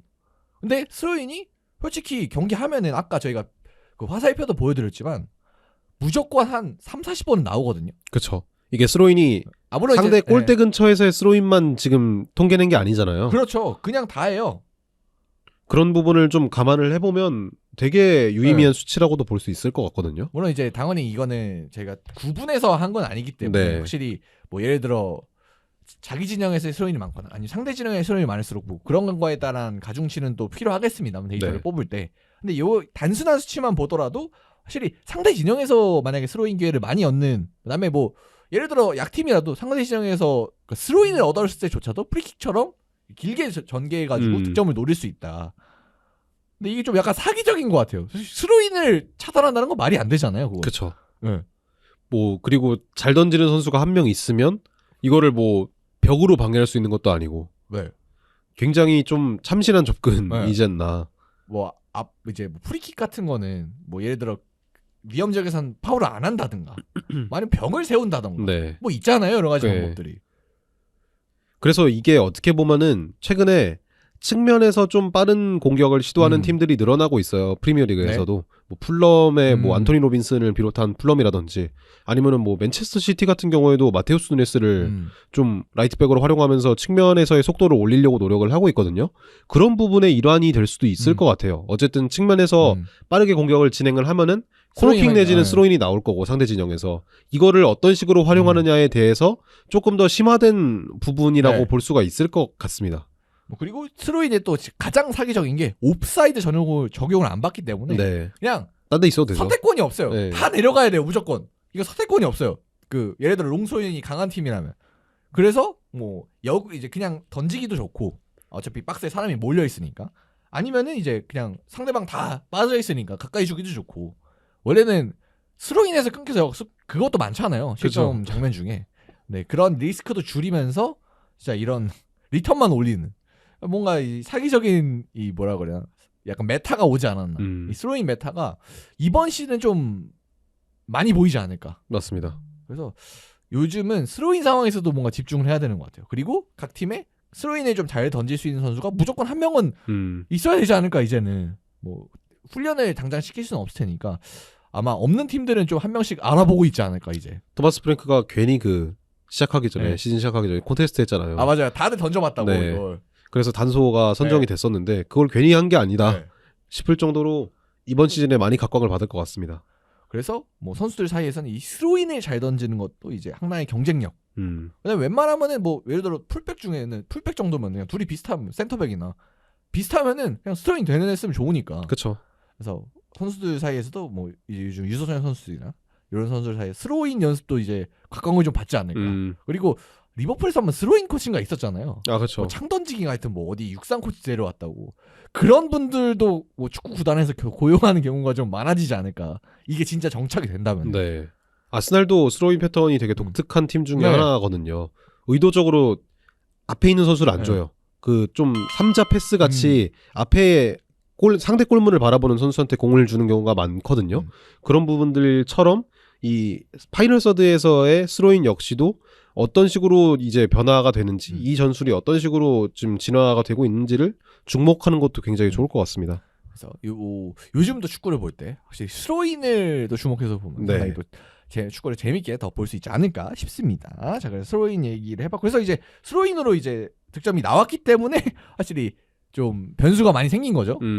그러면서 리버풀 이야기로 좀 넘어가 보자면 리버풀이 이날 경기에서 뭐 질 수밖에 없었던 경기는 아니었습니다. 뭐 스탯상으로 봤을 때 그래도 승점을 가져올 수 있을 만한 경기이긴 했습니다만 이 리버풀 팬들이 계속해서 이야기가 나오고 있는 부분은 문제가 있는데 이 문제를 뭔가 고치고 대응을 수정하려기보다는 조금 더 단순하게 접근하려는 듯한 모습이 계속해서 나오고 있기 때문에 이 부분이 문제가 아닐까 싶거든요. 일단은 뭐 상대는 당연히 선제골도 기록했고, 네. 뭐 리버풀이다 보니까 리버풀이 어려워하는 어쨌든 내려갔을 때 공략을 못하는 그런 걸 이용하기 위해서 많이 또 내려갔어요 브렌트포드가. 근데 그런 거를 공략이 잘 안 됐고 결국 역습에서 추가골까지 허용하다 보니까 리버풀 입장에서는 뭐 선수들 마음도 좀 급한 것 같고 역습 허용하는 거나 이런 거 보면 확실히 진짜 안 되는 집의 전형이에요. 네. 뭐 주도하는 상황에서 비르츠를 너무 횡적으로 넓게 쓴다라는 이야기가 계속해서 나왔었잖아요. 네. 근데 이번 경기에서도 뭐 크게 다를 바가 없었고 그리고 지난 경기에서 언급을 했었던 학포와 살라의 1대1 드리블 능력 부족 또 이번 경기에서 그대로 드러났고 케르케즈와 브래들리의 후방 빌드업 가담에서의 이 선수들의 어색함 이 부분이 이번 경기에서 또 드러났고 그냥 계속해서 이런 부분들이 반복이 되고 있기 때문에 리버풀의 입장에서는 뭔가 바꿔야 되지 않을까라고 생각이 들 수밖에 없는 경기였어요 이번에도. 그래서 뭐 프랑크푸르트전은 잘 됐지만 이번에 또 무너지게 되면서 이번에 또 이제 주중 챔피언스리그 있고 또 리그 있고 이렇게 쭉 간단 말이에요. 그다음에 A 매치도 또 바로 11월 되죠. 11월 되면 또 붙어 있고. 네 이번 주가 또 리그컵이라서 크리스탈 팰리스랑 합니다. 리그컵이죠. 이번에. 주중 경기 어쨌든 있다는 거 아니에요? 그렇죠. 네. 그래서 리버풀 입장에서는 또 뎁스가 두텁지 않은 팀이기 때문에 과연 이어지는 경기를 말씀드리면 아스톤 빌라랑 한 다음에 레알 마드리드 그리고 맨시티 그리고 노팅엄 이렇게 만나거든요. 이런 점을 생각을 해보면 리버풀의 지금 분위기가 하루빨리 반전이 돼야 된다. 지금 다시 선두권 경쟁에 뛰어들기 위해서는 좀 빠르게 수정이 필요할 것처럼 보이는 상황이잖아요. 그래서 정리를 해보면은 이 너무 결과론적인 이야기지만 이적 시장에서 이 필요한 포인트를 보강하지 못한 것이 아니냐라는 말이 이제 좀 나오고 있어요. 어쨌든 리버풀이 이번 시즌에 굉장히 많은 돈을 쓰면서 호화로운 이적 시장을 보내긴 했습니다만 정작 필요하다고 볼 수 있었던 뭐 6번 아니면은 게이를 비롯한 센터백 내지는 이제 키에사를 치우고 데려올 윙포드 보강에는 실패를 했단 말이죠. 네. 이런 부분들이 지금에 와서 조금 스노우볼처럼 굴러가고 있는 게 아닌가라는 말이 계속해서 나오고 있죠. 그래서 지금 리버풀이 현재 순위가 7위고 승점 15점 이렇게 기록을 하고 있는데 물론 이제 승점 차가 얼마 없기 때문에 챔스컵까지는 뭐 무난하게 지금부터라도 리바운드 하면은 갈 수 있을 것 같은데. 네. 근데 뭐 그걸 하자고 리버풀이 지금 그렇게 많은 돈을 쓴 건 아니니까 이거 그쵸. 우승을 바라봐야 되는데. 네. 아스날이랑 이제 차이가 꽤 많이 난단 말이에요. 7점이에요 벌써. 그렇죠. 차이가. 좀 나죠 이제. 네. 두 경기가 넘어가서 맞대결을 다 잡아도 이건 안 되는 거란 말이에요. 대표적인 예시로 뭔가 프림퐁이랑 케르케즈가 동시에 왔을 때 솔직히 다들 의아함이 조금은 있었을 거예요. 두 선수 다 이제 공격적인 풀백이다 보니까 공간으로 침투하는 또 능력을 활용해야 되는 선수인데 약간 양쪽 다 올라가면 수비 누가 하냐? 근데 빌드업은 누가 하냐? 이렇게 됐는데 이런 이야기가 나왔음에도 그래도 잘 영입했네라고 했던 거는 슬롯이 되게 유연하다라고 생각을 했었죠. 그리고 두 선수 자체가 그냥 뭐 특성을 떼놓고 봐도 그냥 체급이 좋은 선수들이니까. 네. 근데 지금은 이 두 선수의 활용이 전혀 안 되고 있고 오히려 프리폼은 이제 그 윙어 뭐 이런 느낌으로 더 주목을 받고 있고. 네. 뭐 이거를 비롯해서 에키테케를 제외하면 사실 지금 리버풀에서 완벽히 적응했다라고 볼 수 있는 선수가 없잖아요. 그렇죠. 그렇기 때문에 이 영입생들을 활용 및 공존하는데 잡음을 겪고 있기 때문에 이런 의견이 나오는 게 아닐까라고 정리를 할 수 있을 것 같습니다. 이게 원래는 감독이 오고 네. 1년차 적응하고 2년차에 이적 시장을 보내면서 뭐 이제 사실상 뭐 슬롯은 1년차 시즌 이적 시장은 없었다고 봐야 되니까. 네.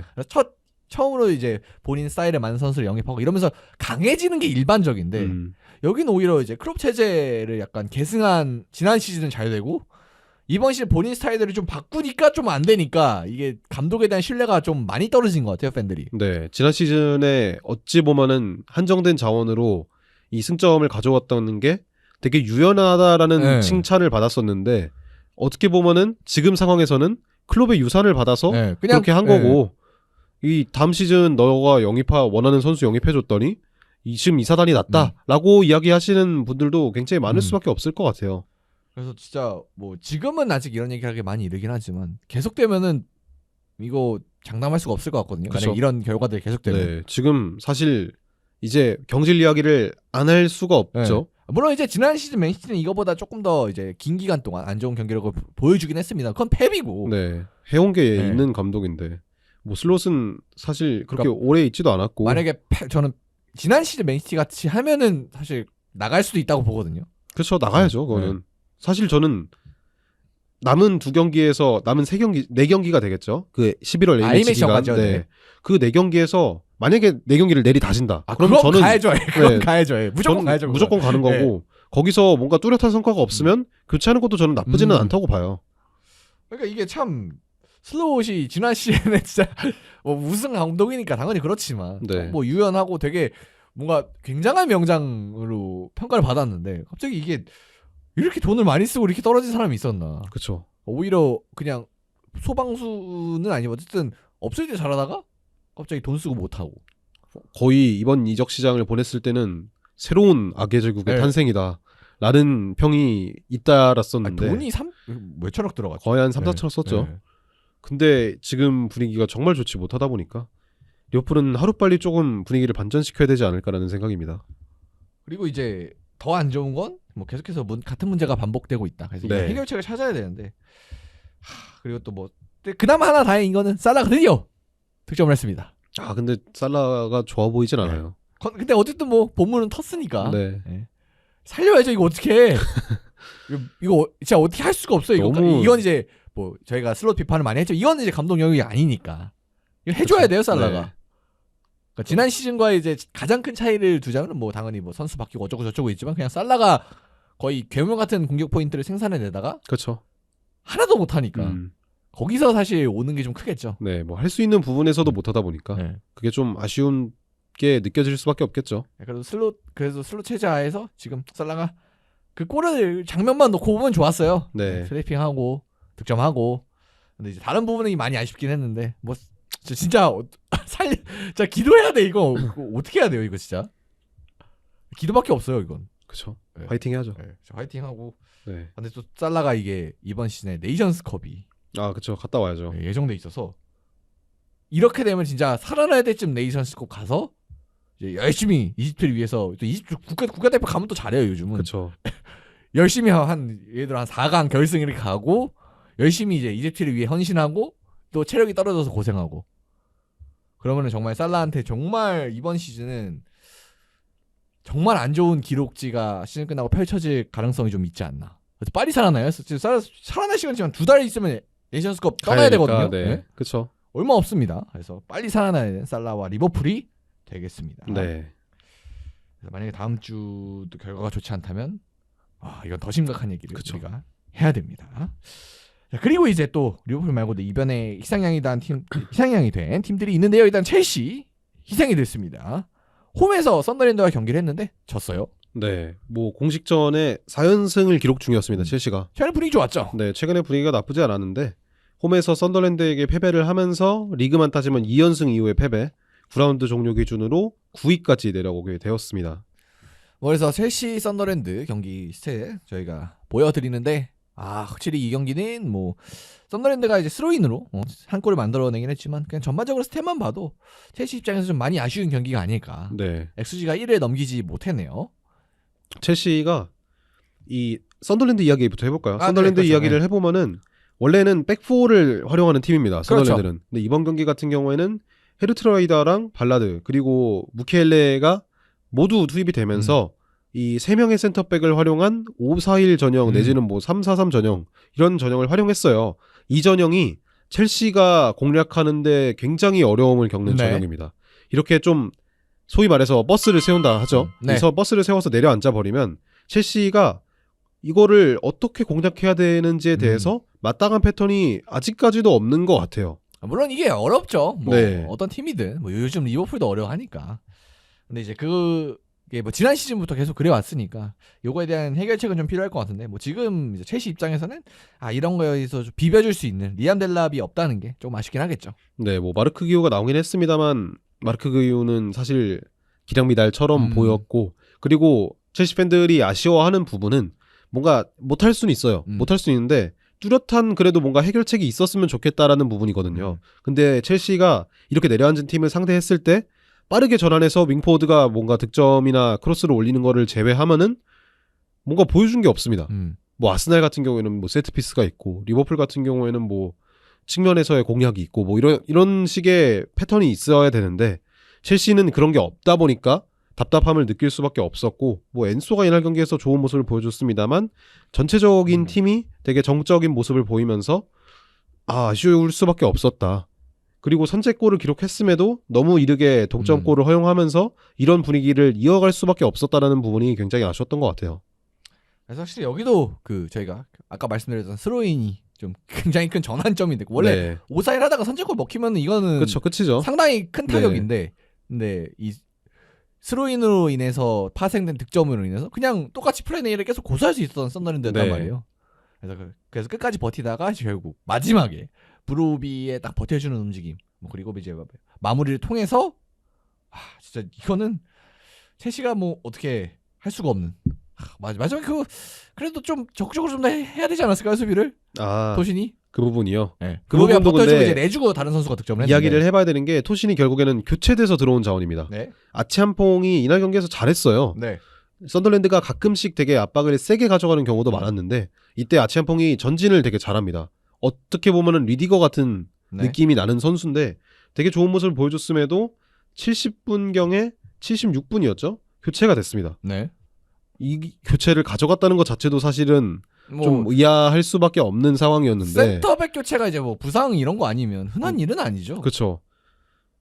이번 경기도 어쨌든 이 교체로 인해서 실점의 빌미가 됐잖아요.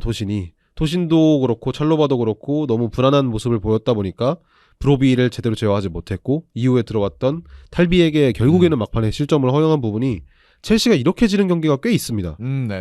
중위권 내지는 중하위권 팀들에게 뭔가 내려앉아서 공략을 하지 못하다가 후반 막판에 와르르 무너지는 그런 경기가 이번에도 한 번 더 나왔고 그리고 마레스카는 이번에도 교체 카드에서 문제를 드러냈다는 부분이 답답할 수밖에 없죠. 잠깐 그 퇴장 사건들 이후에 마레스카 교체가 좋아졌다 뭐 이런 얘기 있었는데 대처가 좋아졌다. 근데 또 과거의 문제가 반복되는 걸 보면 뭐 확실히 첼시도 평균적으로 좋은 경기력을 뭐 보여주긴 합니다만 그래도 이렇게 약간 저점 방어가 좀 필요할 것 같아요. 여기는 강팀하고 하면 잘하는데 저점 방어가 안 돼가지고 그렇죠. 젊은 팀이라 그런지 모르겠지만 어쨌든 좀 더 보완은 확실히 많이 필요하고 그리고 썬더랜드는 이거 이기면서 지금 챔스권이에요 순위가. 4등이죠. 승점 뭐 17점으로 현재 토트넘과 똑같은 승점으로 4등 위치를 해 있습니다. 그래서 벌써 지금 잔류권 승점까지 얼마 남지 않았어요. 40점이라고 불리는. 왜냐면 이 9경기에 17점이면은 사실 많이 온 거거든요, 벌써. 그렇죠. 사실 썬더랜드가 지금 페이스를 보면은 잔류가 아니라 유럽 대항전을 네, 이제 9등, 10등은 넉넉히 노릴 수 있을 만한 상황이 돼버렸잖아요. 그리고 여기가 뭐 엄청나게 특이하거나 아니면 뭐 리그를 선도하는 전술 같은 걸 쓰진 않지만 어쨌든 단단하게 그러니까 본인들이 있는 전력 하에서 최고의 약간 퍼포먼스를 끌어낼 수 있는 그런 전술을 감독도 잘 활용하는 것 같거든요. 네. 어쨌든 선수가 거의 바뀌었습니다. 네, 많이 바뀌었죠. 뭐 3-4명 제외하면은 정도 제외하면 네, 이시도르, 발라드 뭐 아니면은 트라이움 같은 선수를 제외하면 다 바뀌었기 때문에 굉장히 선수들의 조직력적인 부분에서 문제가 있을 수도 있겠다라는 평이 있었습니다만 시즌 초반에 이렇게 잘 나가고 있다는 거를 보면은 확실히 돈 쓴 티가 난다라는 점이 계속해서 나오고 있는 것 같아요. 확실히 썬더랜드가 많이 영입을 하면서 네. 영입을 한 자원들이 되게 좋아요. 잠깐부터 시작해가지고. 그렇죠. 그래서 확실히 살아남으려면 써야 된다. 아 근데 그라니트 자카가 네. 썬더랜드로 온다는 것 자체가 이 레버쿠젠 무패 우승의 주역 아닙니까? 네. 이런 자원이 강등권에 온다는 것 자체도 썬더랜드에게는 굉장히 행운이지 않았을까 싶습니다. 뭐 그것도 이제 사실 자카를 설득해 내는 그런 것도 그쵸, 문화의 네, 능력이죠. 능력이니까. 네. 아, 물론 뭐 이제 당연히 뭐 주급을 많이 주고 이런 것도 있겠습니다만 그런 것만으로 자카급의 선수가 합류를 하진 않거든요. 그냥 돈 때려 박는다고. 뭐 사실 챔피언십에 있을 때도 엔소 루페가 로마에서 왔잖아요. 네네. 이것도 굉장히 그 감독과의 연이 있어서 온 거긴 하지만 어쨌든 굉장히 놀라울 만한 이적이었는데 이번에 온 선수들도 확실히 이름값이 있고 주목이 되었던 선수들이 왔다는 부분이 썬더랜드의 영입 기조나 아니면 보드진들의 활약이 좋다라고 평가를 할 수 있을 것 같아요. 그래서 썬더랜드가 또 이번 시즌에 진짜 솔직히 그냥 잔류만 해도 이거 성공적인 시즌인데 잔류 어쨌든 이상을 지금 바라보고 있다 보니까 좀 더 또 이 썬더랜드가 옛날부터 좀 그래도 한 축을 담당하던 팀이었기 때문에 또 축구팬 입장에서는 확실히 이렇게 올라와주면 또 타니어 더비라는 또 중요한 경기도 있고 좀 더 이제 리그가 재밌어지지 않을까. 그래서 다음 경기가 이제 뭐 에버턴, 뭐 아스날 이렇게 쭉쭉 만나는데 이 기세가 언제까지 이어질지 보는 것도 좀 재미가 있을 것 같아요. 확실히 이 빅식스를 상대로 어떤 모습을 보여주느냐가 되게 중요할 것 같아요. 이번 경기 같은 경우에는 잘 해냈는데 사실 맨체스터 유나이티드와의 경기에서는 되게 무기력했었잖아요. 그렇죠. 그때 원정이었죠. 네, 그런 부분을 생각을 해보면은 이 빅식스와의 경기에서 승점을 따낼 수 있느냐가 향후에 있어서 유럽 대항전 만약에 경쟁까지 이어진다면 그 부분이 굉장히 중요하게 작용이 될 것 같습니다. 네, 그래서 썬더랜드 잘 나가고 있고 첼시는 좀 이번에도 이 저점 방어 좀 안 되는 모습을 보여줬습니다. 네. 다른 경기로 가면 맨시티가 또 이번에는 무너지게 되는데 빌라에서 원정을 가서 졌습니다. 근데 또 이 경기는 뭐 결과도 결과지만 일단 선발 라인업부터 좀 얘기가 많았어요. 아, 네. 일단은 빌라파크에서 맨시티가 반대로 그 맨유가 브라이튼을 상대로 되게 좋았다 말씀드렸었잖아요. 아니, 안 좋았는데 극복했다라고 말씀을 드렸었잖아요. 이 맨체스터 시티도 기록을 찾아보니까 빌라파크에서 지금 4경기 연속 무승이 됐습니다. 그리고 4경기 연속 무승을 제외하면 3연패예요. 빌라파크에서만. 굉장히 빌라를 상대로 좋지 못한 모습을 보여주고 있는데 확실히 계속해서 언급해 주시고 있는 이 라인업 선택이 아무래도 페인으로 보여질 것 같죠. 일단 굉장히 신기했던 부분이 라인더러스가 원래는 좀 공격적인 역할을 수행하는 선수인데 수비형 미드필더로 나왔어요. 네, 클럽 월드컵 때 잠깐 써본 적이 있었죠. 라인더러스를 6번으로 써본 적이 있었는데 이번 경기에서도 6번처럼 활용이 됐고 뭐 스톤스가 올라가면서 과거에 활용되었던 그 스톤스 시프트가 보이는 것처럼 보였지만 계속해서 전환 과정에서의 문제점이 반복되면서 지난 시즌의 문제점이 이번 경기에서도 나왔다라고 볼 수 있을 것 같아요. 확실히 수비형 미드필더가 없으니까 지난 시즌에 너무 많이 봤던 그림이긴 한데 역습을 당할 때 차단하는 능력이 좀 많이 떨어져 보였어요 이번 경기에서. 네, 뭐 스톤스 같은 경우에 특히 아쉬웠던 게 스톤스가 사실 그 한창 잘할 때 스톤스 시프트 막 3-2-4-1 이전형 때는 올라와서 수비를 했어요. 로드리랑 함께. 근데 지금은 소유권을 허용하면은 상대에게 내려와서 수비를 합니다. 그러다 보니까 이 중원이 빌 수밖에 없잖아요. 근데 라인더러스가 뭐 아무리 활동량이 좋은 미드필더라지만 이거를 다 메울 수 있는 선수가 아니다 보니까 뭐 강태가 아니잖아요. 이거. 네, 그리고 앞에 있는 선수들도 베르나르도 실바랑 포든이에요. 뭐 이 선수들도 다 수비에 강점이 있는 선수는 아니잖아요. 그렇죠. 그러다 보니까 이번 경기에서 아스톤 빌라의 이 전환 과정, 특히 모건 로저스나 뭐 부엔디아, 맥긴, 와킨스 같은 자원들을 활용한 역습 과정에서 되게 문제를 노출하는 듯한 장면이 많았습니다. 물론 이제 맨시티 입장에서는 그 선제골 허용했던 그 장면이 약간 와 이건 억까다. 야, 어떻게 캐시가 왼발로 저런 슈팅을 때려 라고 할 수도 있겠습니다만 근데 뭐 그거 말고도 사실 다른 찬스가 많았어요. 도나루마 아니었으면 더 먹혔어야 되는데. 네. 사실 맞죠. 도나루마 아니었으면 더 먹힐 만한 기회들이 꽤 있었고 네. 뭐 아스톤빌라의 결정력 자체가 조금은 아쉬웠다고 볼 수는 있었습니다만 맨체스터 시티가 더 못했다에 네. 가까웠죠. 그래서 약간 이 라인더러스를 새로운 포지션을 기용하는 건 일단 실패에 가까운 기용인 것 같고, 저는 이 경기를 보면서 느꼈던 거는 왜 니코는 이렇게까지 신뢰를 못 받을까?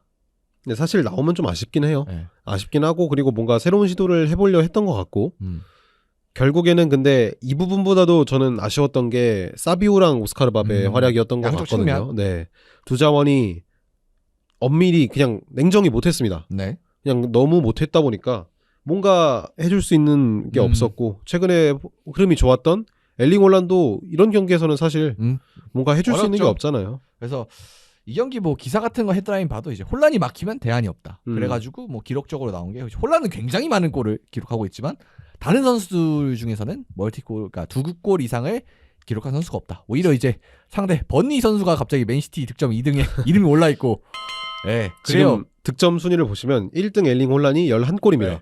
근데 2등부터 5등이 동률이에요. 한 골. 네. 그리고 이제 상대 자책골, 그러니까 한 선수가 넣었어요. 버니. 에스테브. 네, 에스테브. 그래서 그 선수가 득점 2등이라고 헤드라인에 그렇게 뽑혔는데 네. 기사에.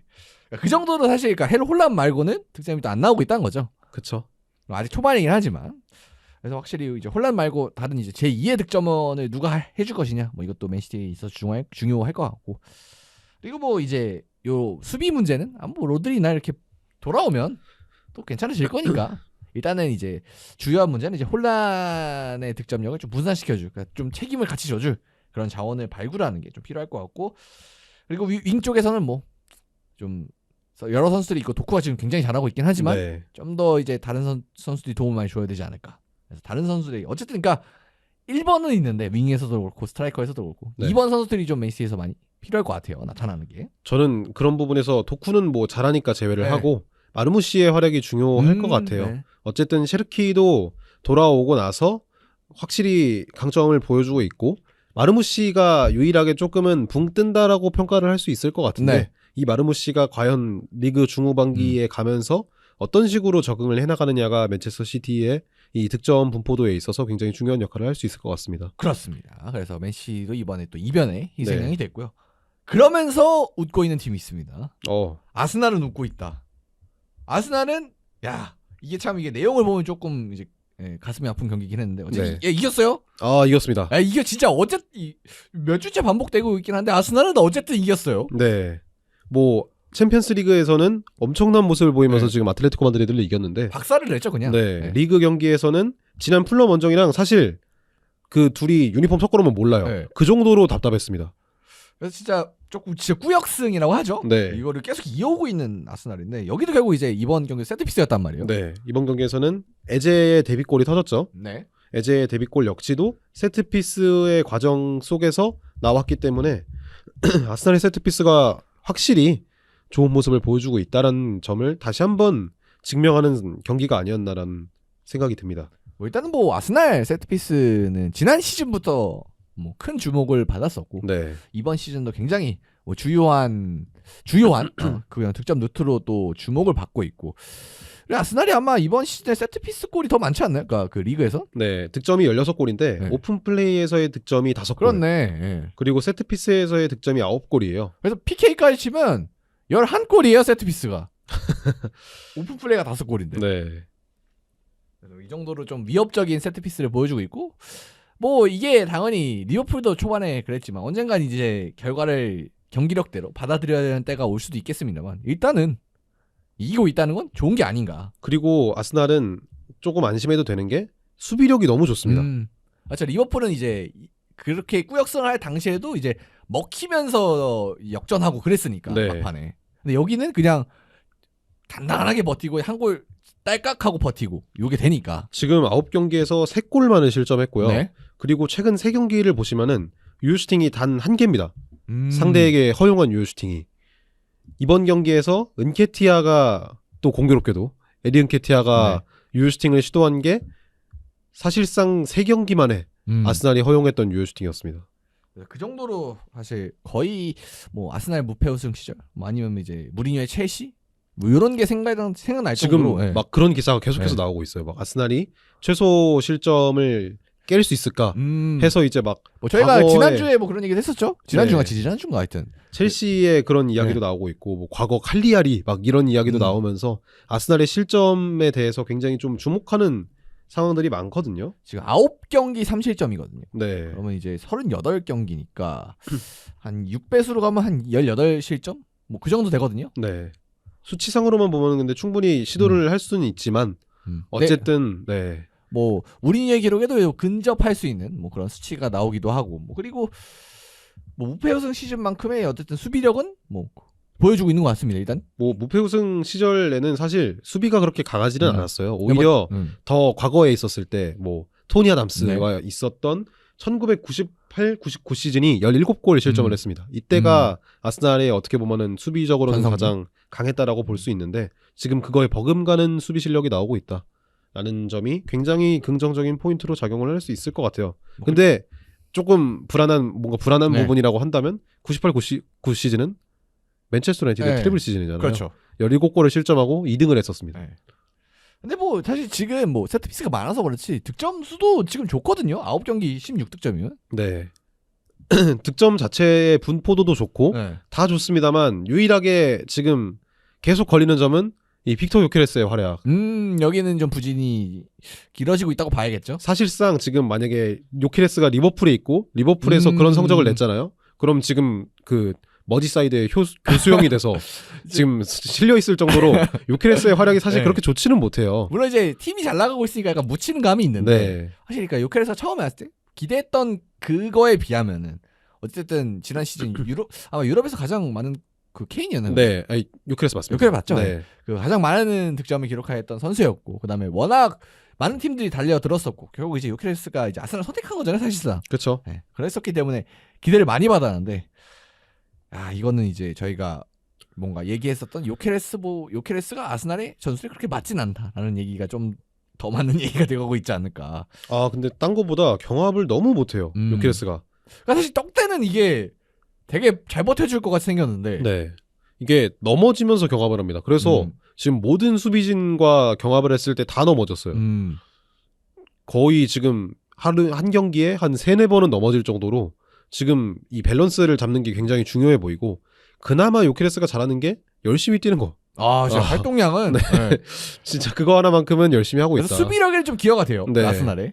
어쨌든 카이 하버츠가 차지하고 있던 이 전방 압박에서의 능력이 굉장히 컸는데 요케레스도 그에 버금가는 활동량을 보여주고 있다는 것 자체는 아스날의 수비진 능력에 있어서도 보탬이 되고 있는데 그거 말고 요케레스는 골을 넣어야죠.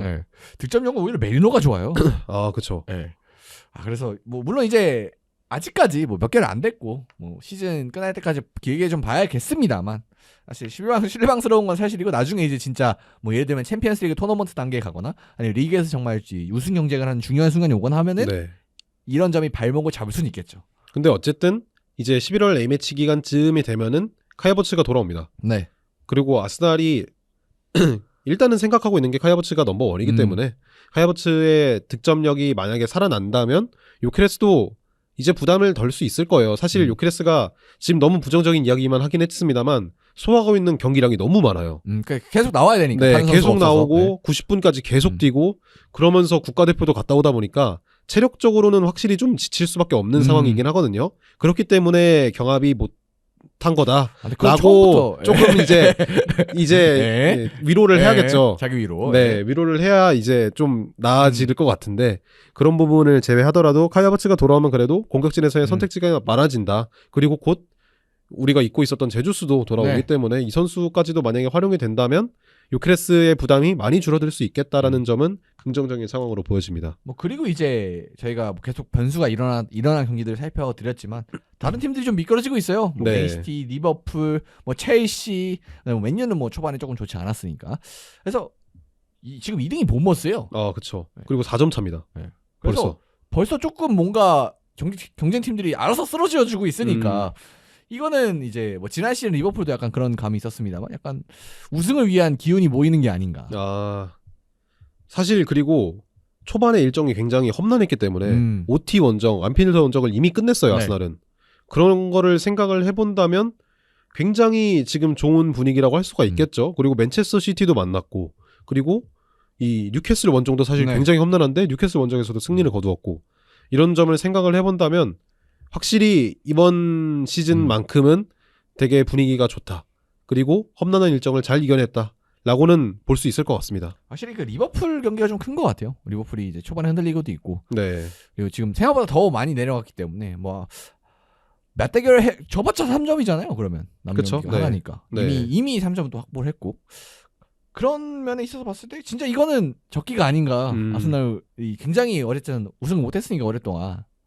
지금 상황에서는 사실 리버풀보다는 맨체스터 시티가 조금 더 타이틀 후보로는 위협적으로 보여지는 것 같고요. 근데 뭐 맨시티도 뭐 저희가 짚어들었다시피 뭐 그렇게 좋은 건 또 아니라서. 네. 그나마 이제 전방에 혼란, 네. 후방에 돈나루마가 있다 보니까 그래도 계속해서 승점을 쌓아갈 수 있는 팀이고 그리고 어쨌든 펩이 리그 후반기에서의 운영을 정말 잘하는 감독이다 보니까 아스날이 해줄 수 있는 부분은 계속해서 이렇게 좋은 수비력을 보여주는 거가 될 것 같습니다. 그리고 이제 부상이 아스날이 꽤 많아요. 네. 지금 이번 경기에서도 이 살리바가 중간에 하프타임에 교체가 됐고요. 부상으로. 라이스도 부상으로 나갔다고 하고 굉장히 좀 부상이 많은 상황이기 때문에 이 부상을 조금은 잘 극복해내서 지금 11월 A매치 구간까지 마친다면 돌아오는 자원들이 많습니다. 네. 앞서 언급드렸던 카야버츠도 그렇고 지금 이제 인카피에도 복귀를 했고요. 그리고 이제 웨데고르나 마두에케 같은 자원들도 복귀를 하기 때문에 아스날은 이제 남은 이 11월 A매치 기간까지의 경기가 잘 해결이 되는 것이 일단 1차적인 목표로 보여집니다. 그렇습니다. 그래서 아스날도 이번 시즌에 영입을 되게 잘했고 네. 확실히 이 뎁스를 보강에 큰 성과를 좀 보고 있지 않나. 네. 뭐 이렇게 생각이 듭니다. 그래서 아스날도 우승에 도전해야 되는 또 시즌이니까 굉장히 잘 나가고 있다. 이렇게 정리를 하겠습니다. 그래서 뭐 경기 얘기는 이렇게 쭉 마무리해보고요. 저희가 이슈는 하나만 살펴보겠습니다. 자, 또 요즘은 축구 해설가로 더 유명한데 게리 네빌이 프리미어리그 명예전당에 입성했다는 소식입니다. 그래서 뭐 요즘은 이제 거의 입담꾼으로 캐러거와 함께 듀오로 스카이 스포츠에서 활약을 하고 있지만 원래는 정말 대단한 선수였고 맨체스터 유나이티드에서 굉장히 오랫동안 활약을 했었고 뭐 외적으로는 이제 트래블도 했었고 챔피언스리그에서도 좋은 활약을 많이 펼쳐줬지만 뭐 프리미어리그에서는 리그 우승 8회 그리고 PFA 이제 베스트 11 6회 선정에 빛나는 레전드입니다. 그렇죠. 뭐 사실 게리 네빌이 들어갈 자격이 있냐라고 물어보면 이거는 뭐 당연히 들어갈 수 있는 선수라고 저는 생각을 해요. 그래서 요즘 진짜 거의 이제 개그맨으로 좀 승화가 좀 되다 보니까 아니면 뭐 이슈 이제 약간 불지피는 역할 이렇게 약간 뭐 거의 뭐라고 해야 되나 무협에서 약간 객잔에 앉아 있는 그런 구경꾼 이런 느낌이지만 그렇죠. 한때는 정말 대단한 선수였습니다. 네. 물론 이제 현대에서는 풀백의 좀 기준이 많이 바뀌었기 때문에 사실 그 게리 네빌을 지금 불러오면은 이제 뭐 엄청 대단한 선수냐 이런 말에 조금 뭐 의문이 있을 수 있어도 근데 전 이때 당시 그러니까 옛날에 게리 네빌이 플레이했었던 당시에는 이 게리 네빌 스타일이 굉장히 좋은 또 풀백이었으니까 그래서 그 본인이 잘하는 걸 되게 잘해서 어쨌든 굉장히 오래 또 뛰었어요 게리 네빌 마지막까지도. 그렇죠. 네. 그랬었기 때문에 충분히 뭐 들어갈 만한 가치는 있는 선수가 아닌가. 그다음에 일단 뭐 우승도 많이 했고 그다음에 굉장히 그동안 뭐 맨유라는 엄청난 팀에서 계속해서 많은 시간을 또 소화해 주던 선수다 보니까 그다음에 뭐 경기 이제 그냥 축구력뿐만 아니라 그냥 뭐 팀 내에서의 리더십이나 이런 부분도 또 인정을 받았었기 때문에 감독만 안 하시면 되지 않을까. 발렌시아에서의 기억은 있는 거예요. 그건 이제 그리고 되게 요즘은 또 해설가로 잘 나가고 있으니까. 그렇죠. 저희도 굉장히 게리 네빌의 의견을 많이 가져오거든요. 리네커와 함께 리네커도 그렇고 리네커랑 캐러거죠. 리네커는 딴 방송사죠. 그리고 이제 최근에 나가셨는데 아무튼 그래서 게리 네빌이 들어갔고 존중할 만한 인물이다. 그러니까 요즘은 진짜 웃긴 사람이지만 그렇죠. 해설가지만 그냥 진짜 옛날에 진짜 대단했던 선수였어요. 그다음에 저도 전성기를 보진 못했고 진짜 막판에 이제 박지성이랑 같이 뛰고 이럴 때만 잠깐 봤는데 사실 옛날에 뭐 트래블 하던 시절이나 이럴 때 보면은 대단한 선수였으니까 그래서 게리 네빌하고 약간 물음표를 띄우시는 분들도 있을 수도 있는데 대단한 선수였다. 그리고 이제 게리 네빌이 선정이 된 게 25번째 선수라고 하더라고요. 충분히 뭐 당연히 계속해서 언급을 하고 있지만 2025년에는 처음으로 수상을 하는 만큼 그리고 아마 한 명 더 나오죠. 네. 1년에 2명이니까. 네. 그런 만큼 이제 좀 당연히 게리 네빌 정도는 이 명예의 전당에 들어갈 수 있는 선수라고 저는 계속해서 언급을 드리고 싶습니다. 그래서 뭐 다음 선수로 이제 후보 살펴볼 수 있는 게 뭐 이제 뭐 아자르도 이제 후보 있는데 아직 입성은 안 됐고. 네. 뭐 그래서 몇몇 선수들이 있는데 다음 선수가 나오면 또 저희가 가져와서 또 얘기를 해볼 수가 있지 않을까. 아, 좋습니다. 뭐 아자르 정도면 들어가겠죠? 그렇죠. 네. 이게 언제가 될지 모르겠지. 뭐 네. 당장 이제 다음 순번이 아닐지는 몰라도 뭐 무조건 들어가긴 하지 않을까. 그리고 조금 이제 시간 길이 많이 지나면은 서로 조심스럽게 손흥민 선수도 후보 정도는 들어갈 수 있지 않을까. 무조건. 지금 지난 시즌 그러니까 지난 작년에 했던 후보를 찾아보고 있는데 계속 쭉 읊어드리자면 솔 캠벨, 마이클 캐릭, 저메인 데포, 파브레가스, 레스 퍼디난드, 로비 파울러, 아자르, 게리 네빌, 그리고 오원, 다비드 실바, 야야 투레, 반데사르, 비디치 이 정도가 있습니다. 그러면 손흥민 선수도 후보에는 무조건 들어가겠네요. 네, 이게 근데 후보 기준이 아마 있을 거예요. 네. 그 기준 자체가 굉장히 좀 빡빡하기 때문에 손흥민 선수 그 되는 걸로 알고 있습니다. 득점왕을 했기 때문에. 네, 그렇죠. 그래서 그게 또 후보 자격이 몇 개가 있어요. 뭐 몇 경기가 어떻고, 뭐 득점이 어떻고, 뭐 그다음에 뭐 개인 수상하면 또 들어갈 수도 있고, 그렇죠. 이런 그런 게 있는데 어쨌든 됩니다. 일단 손흥민 선수는. 네. 그래서 뭐 당연히 은퇴한 다음에 들어가는 거니까 뭐 좀 기한이 걸리겠지만 이제 나중에는 이 후보로 손흥민 선수가 딱 들어가는 그림 또 볼 수도 있을 것 같아서 또 명예전당도 1년에 2명씩 또 발표가 되니까 뭐 나올 때마다 저희가 또 한번 얘기를 나눠보도록 하겠습니다. 좋습니다. 자, 그러면 이번 주는 여기까지 하고요. 또 다음 주에 또 더 재밌는 축구 이야기로 한번 돌아와 보도록 하겠습니다. 감사합니다. 감사합니다.